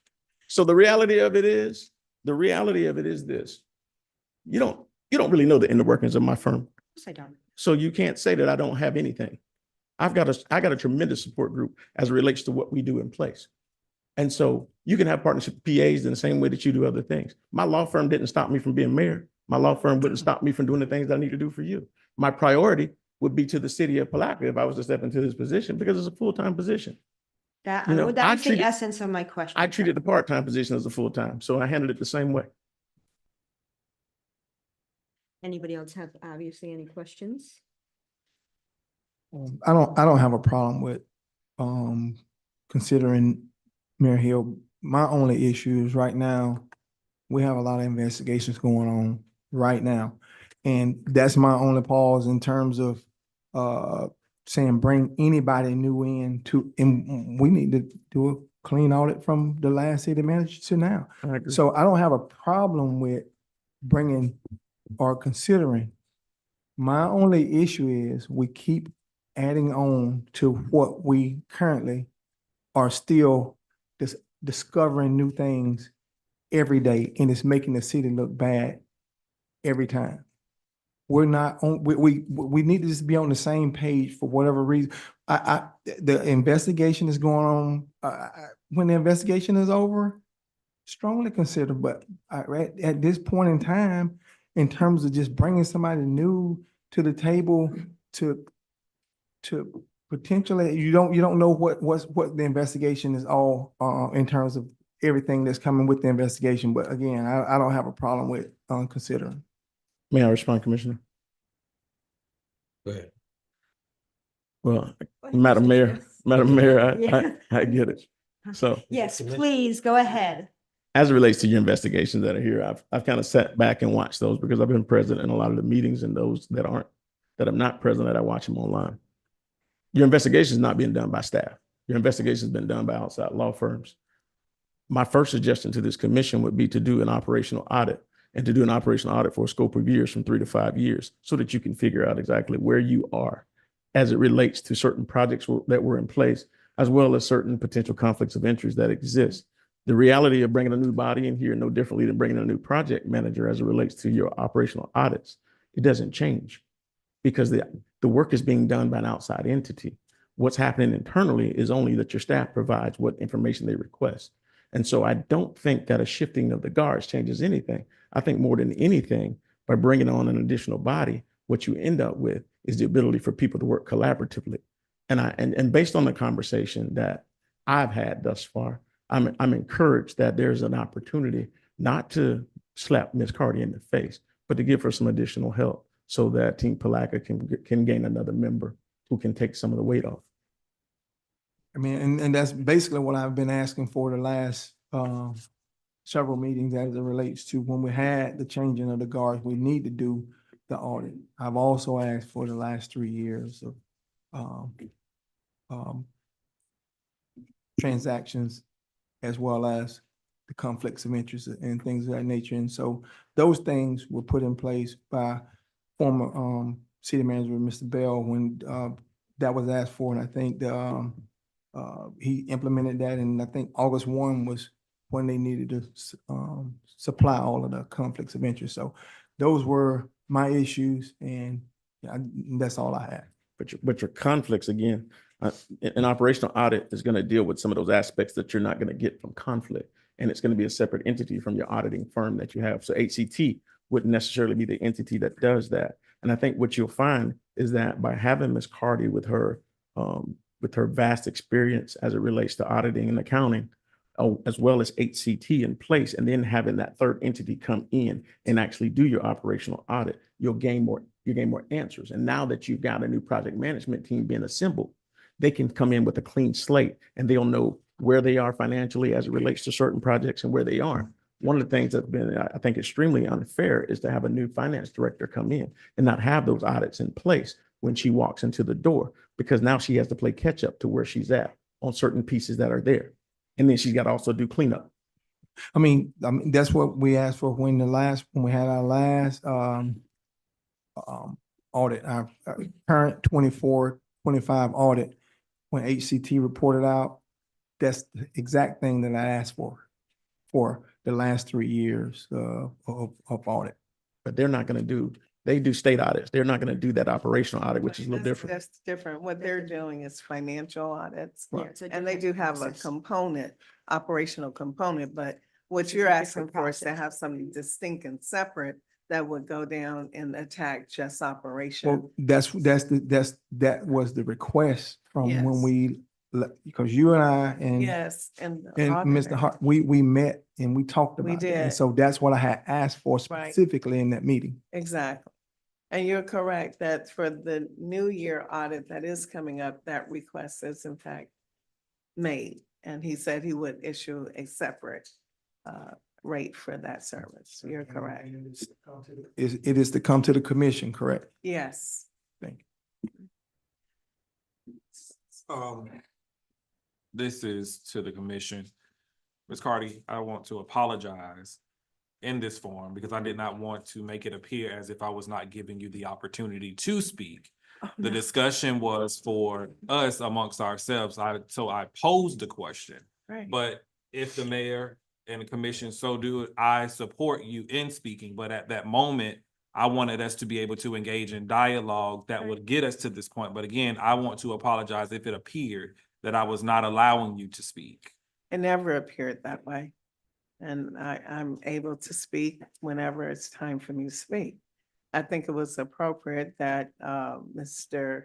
Hill be given an opportunity to explain his position in response. So let's talk about me. I really enjoy what I do. All right. I'm very happy that I was given the opportunity to immediately help the city and what it needed at that moment. What the city needed was someone to come in with the heart of the city, listening to the commissioners. I listen to you. I hear what you need.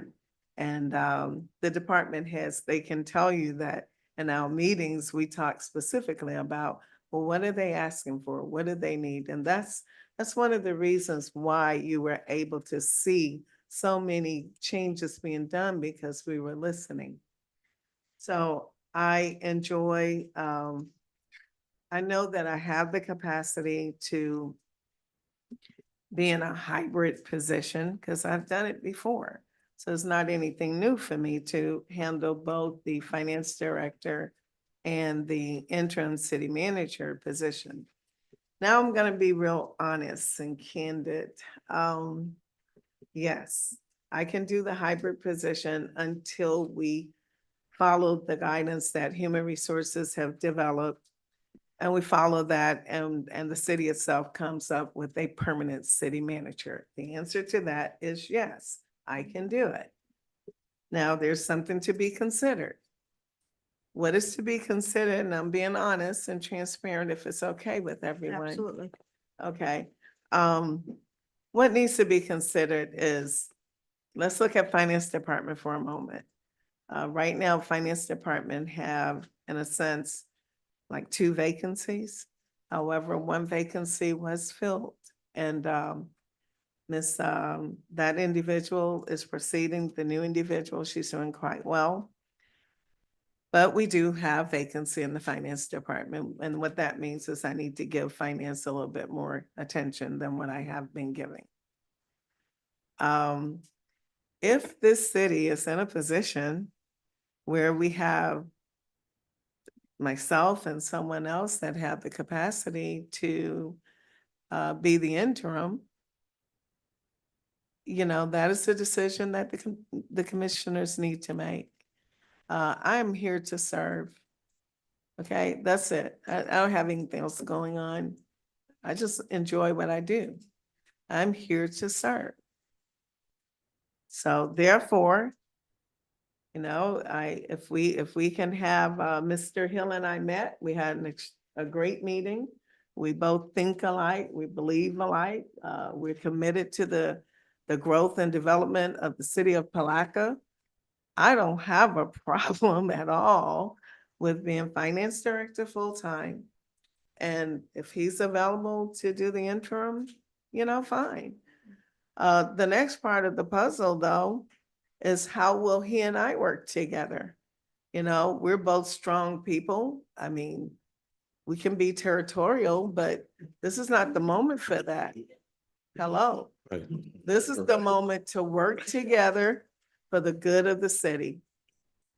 And that's just being real.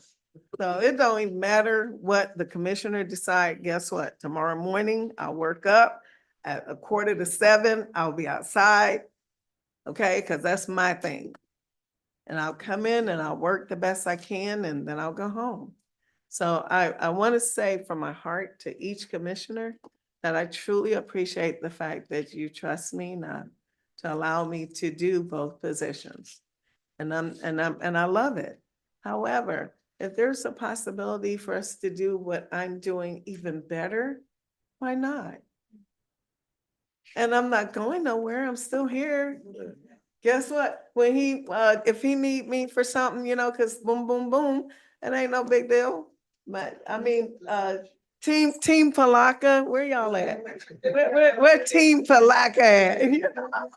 I mean, really. So we all work together. That's our thing. Teamwork make the dream work. That's just how it go. So I hope everyone understand that I'm appreciative and I love what I do and I've had a lot of fun.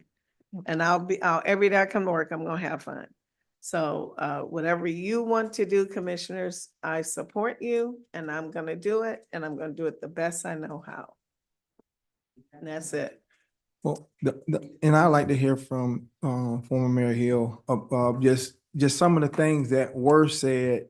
How would you handle those type things as it relates to any of the issues and concerns that the people have brought up? How if that be improved or what have you? Not saying that you did anything wrong, but how would you move forward with some of those issues and concerns? Just kind of. I don't think you have an answer for falsehoods. I mean, at the end of the day, it's this. If you have a problem with my personality, but you've never spoken to me, then you just have a problem with me.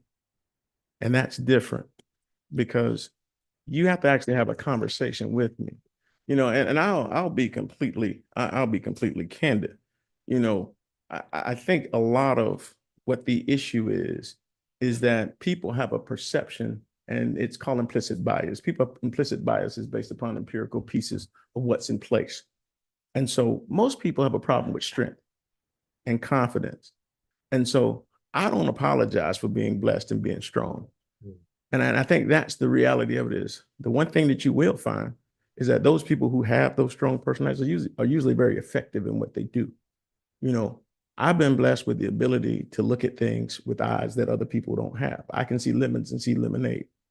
And I think that's totally different as what it relates to in some of these pieces. The other part is I know your numbers the way you know your numbers and probably a little better in some places because that's one of the gifts that I have in place. So when it comes to that budget, I worked tirelessly to make sure that we were in a position that we were no longer going to have a 9.174 millage rate, that we were no longer going to have certain deficits, and that we didn't sit and stand on 16% in reserves, that we were well above that so that we could do large capital projects.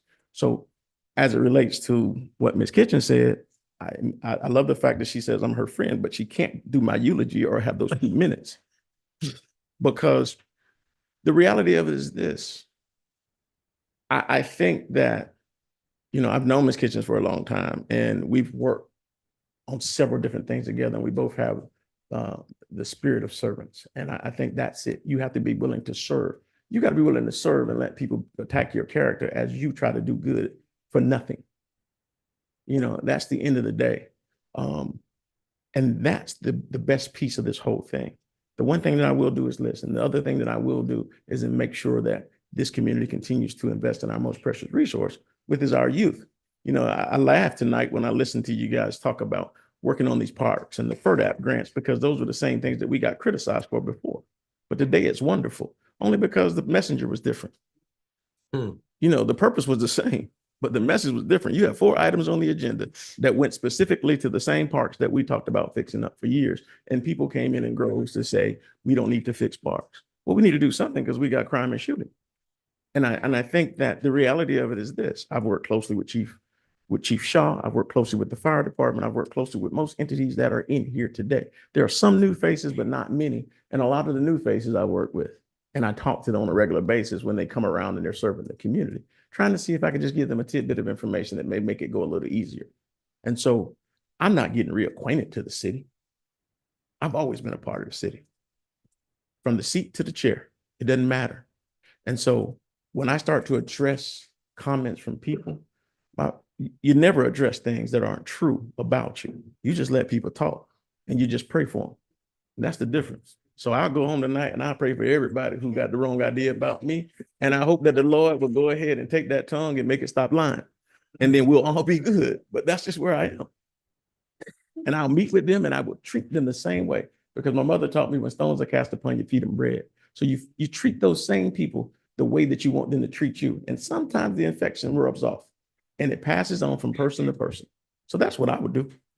I understand, but and I appreciate that response. But again, you were mayor at the time, but you also had other commissioners up here who were pushing agendas as well in terms of priorities. So I think we did this together, not just ideas coming from the mayor, because we all collectively put priorities in place. So that's what I would just kind of bounce back on that one. Oh, I've always made it a team approach. Oh, it's not a me thing, but I will tell you that there were a whole bunch of these ideas that you got on these grants right now that started with me. You know, let's not be confused about that. It took a team to get it passed, but it has to start somewhere and there has to be a catalyst to get certain things in place. And so when it comes to some of those pieces to the puzzle, particularly the infrastructure aspects, those were things that I worked on closely with people like Jonathan Griffith and Mandy Tucker to put that 10-phase approach in place to make sure that we had the state revolving loan funds there so that when I brought it back to the commission, it was all there. And then this commission adopted the priority so that we could push it forward. So it's a team approach with everything. Somebody's got to call the play and then everybody else has executed. So that's what happens. And so I don't look to get all the credit. All I look to do is make sure it gets done. I mean, it's not a back and forth thing, but I'm just wanted to say that the commission did have quite a bit of This commission has done a great job, and working with this commission, it was a great job done. It was a team approach. But at the end of the day, it just has to get done. Absolutely. Okay. You can't. That would have to be somebody else. If there was a motion to be made, or if there's something when you want to move forward with.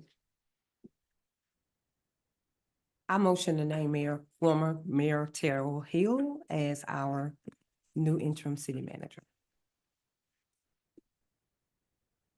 I'll second. Roll call.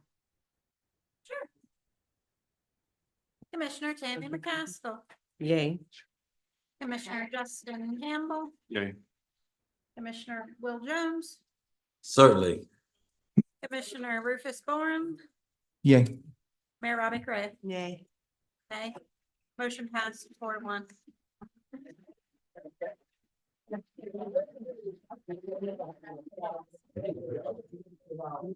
Commissioners, I need a. However, wait a minute. We've got to iron out more particulars. We can't just, that's not enough. We've got to talk about pay and all those other fun Can there be things. a point of order, please? Because Point of order, please. Quiet, the meeting is still ongoing.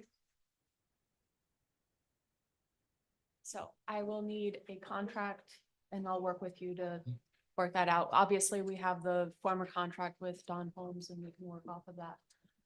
And I'll need some time to review that, so we're not working under the gun like we were last time. Yes, please. Want the opportunity to review the contractual terms.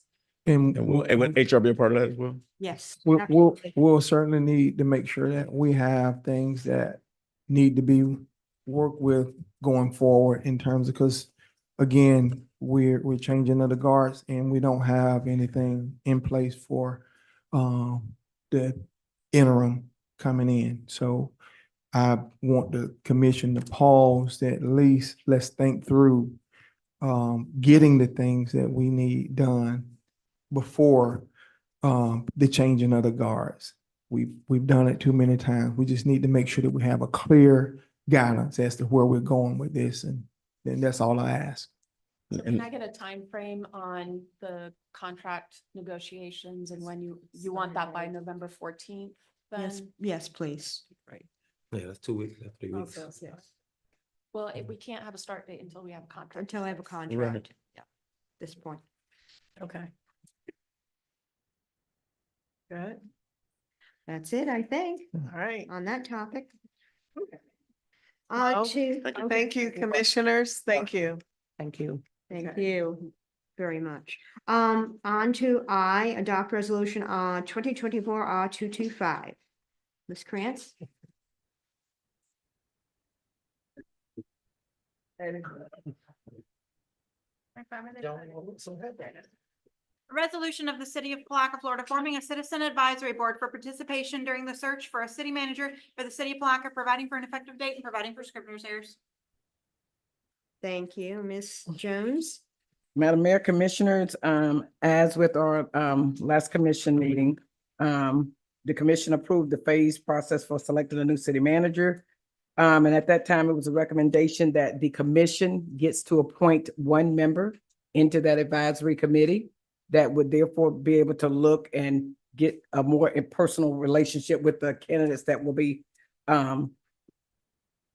presented to you all. From that, so the resolution that's being presented today is the staff's recommendation that the commission approves the resolution to appoint one person by each commissioner on the board, with the remaining members that will be chosen randomly from the applicant pool that we received. At the first consideration, and looking over this, I just want to bring this to the attention of this commission.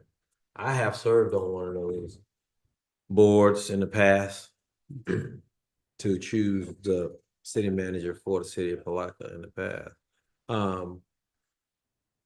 And when I was on that board, I wondered why the commission needed other people to do their job. We're hired to do that job. We hire one person. We're responsible for one person. So why do you basically suggesting that we need help to make a hire? We need help to do our job. And that's the only administrative job that we actually have. One person who is actually screened by your department, HR. Yes, sir. You source all the resumes, you bring all the people in, we vet them, we see them. And if nothing should change, we should be under the mindset of we're trying to get the best person for the job, best qualified person for the job, best credentialed person. And then the rest is an interview and how a person fares an interview.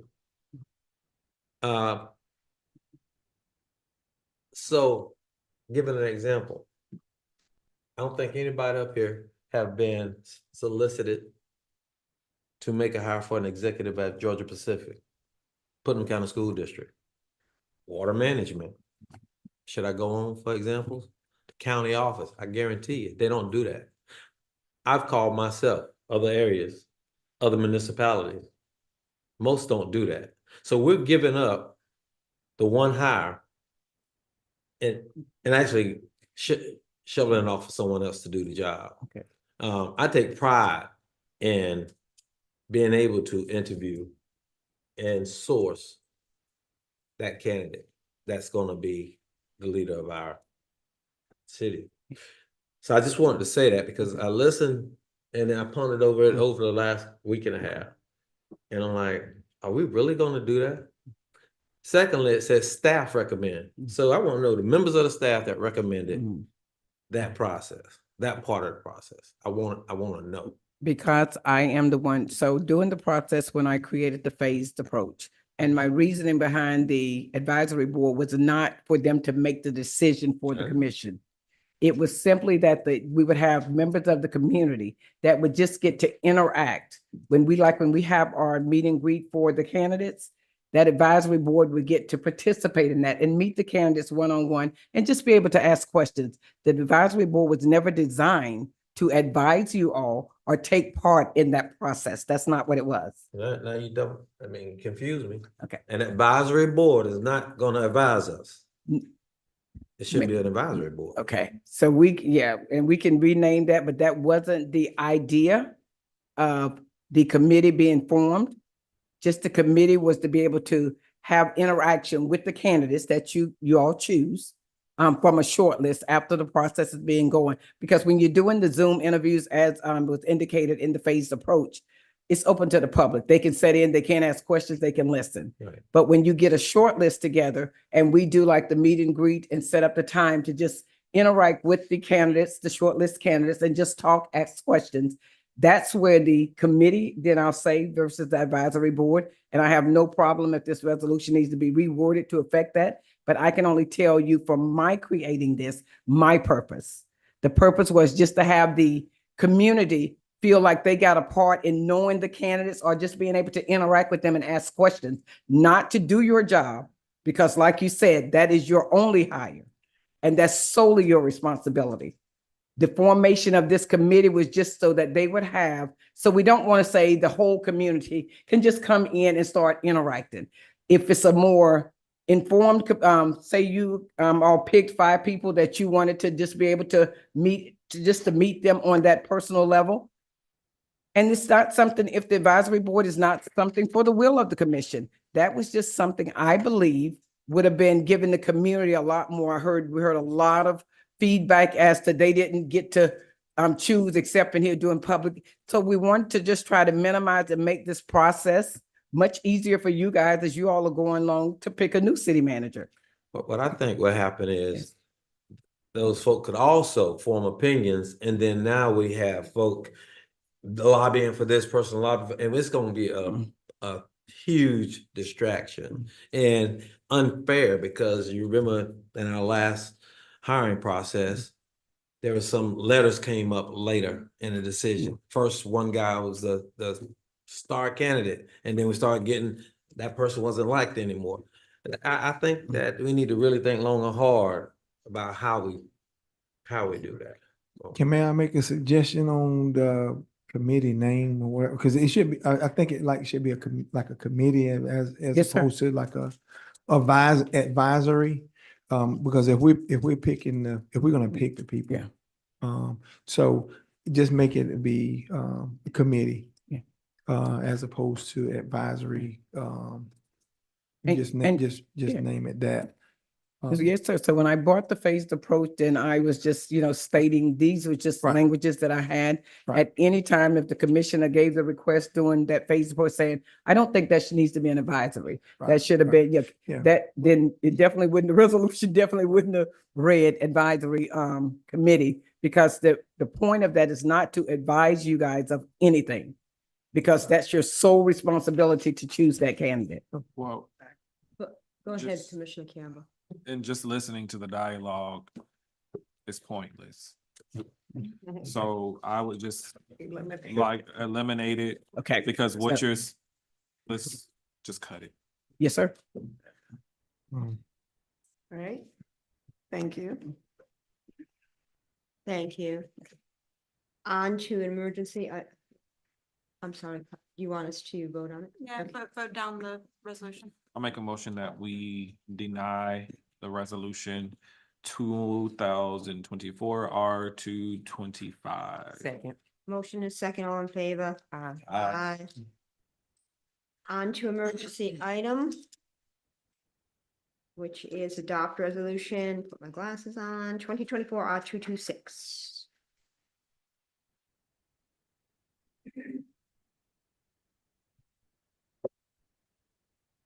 The commission needs to approve this as an emergency item, of course, before. I will we make a can- motion that we accept this as an emergency item. Second. We have a motion and a second, all in favor? Aye. Aye. Any opposition? Thank Thank you so you. much. A resolution of the city of Palatka granting a special events permit to the Palatka Police Department for the 9th annual trunk or treat, setting forth the provisions of the permit, granting permission for road closures, providing for scrivener's errors. Do you want any information from Mr. Cutler? No, sir. I'll No, make they're a all motion set, that I we- think so.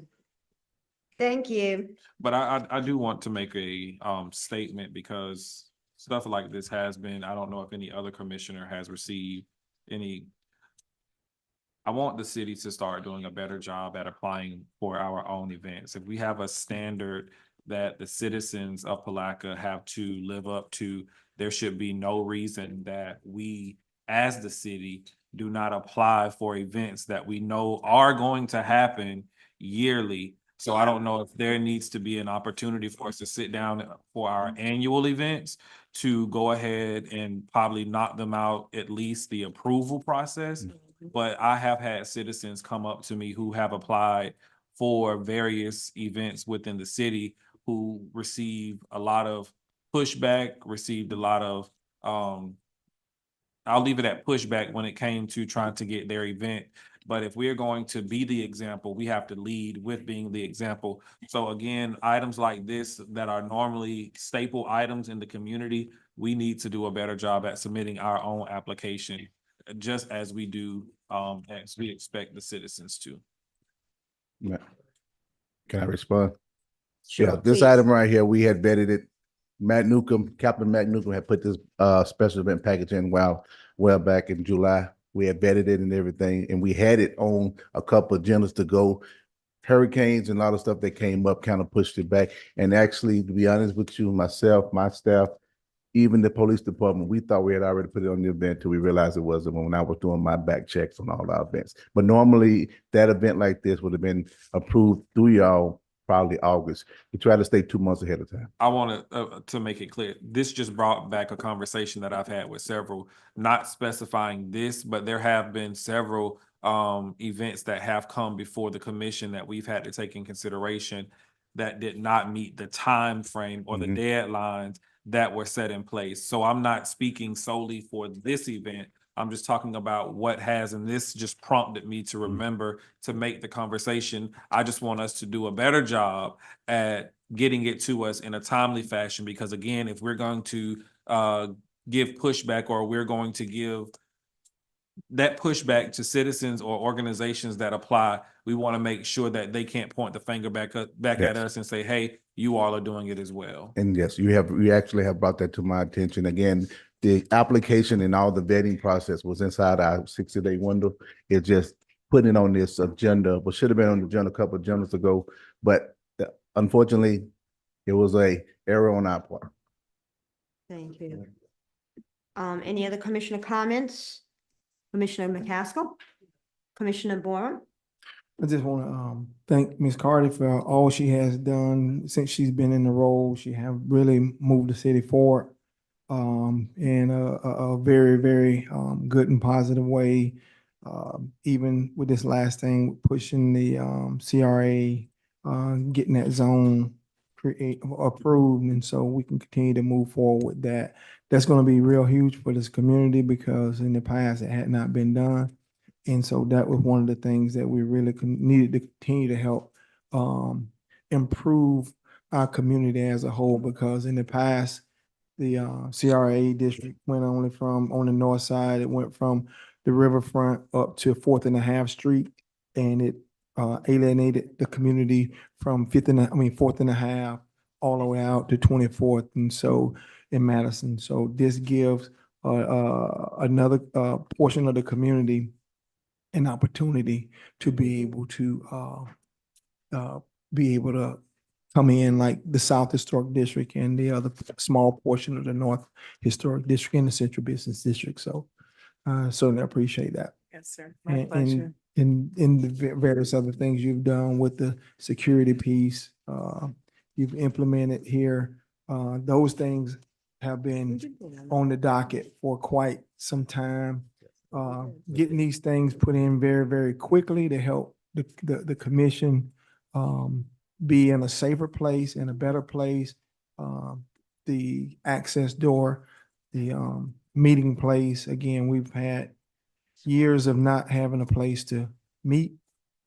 And so you certainly have done quite a bit for the city in addition to your financial background that you have brought here with your CPA and everything. And so I just can't thank you enough for what you've done. Thank you so much. Thank you. I was just reminded by the city clerk that we needed to vote on this last resolution, although I thought we did, but maybe it's me. It was a vote to accept it as an emergency item. I need to either vote. Okay. I make a vote up or motion that down. we accept the resolution. A second. A motion is second, all in favor? Aye. Any opposition? Thank you. Thank you. I know it's late. Appreciate it. Any, Commissioner Jones, any comments? Yeah, I would like to definitely say it on the record, Ms. Carter. You know, the comment was a slap in your face. Ms. Carter, I look at it as it's going to strengthen the team. I know the passion that you have displayed, selflessness, and show how strong you really are. I mean, I've seen that. And we are still counting on you to continue. It's not like you're going anywhere. And I just think that is in you to drive. And that's why I think that this commission had no reservation in putting you in that position. And that was for right then. People act as if that was permanency already, and it wasn't. That was to do exactly what it was, a temporary position, interim. So with that, remember, we also have a assistant city manager position. So we, you know, people on the outside looking in sometimes don't understand the pieces that put together. But we are trying to do what's best for the city. Rest assured, rest assured that, and I know where your heart is. So I appreciate all the work you have done, but I also feel that you will continue that, and that's what we want. Okay? Yes, sir. Well, I thank you. will. Yeah, thank you. That's for sure. Commissioner Campbell, any comments? Yes,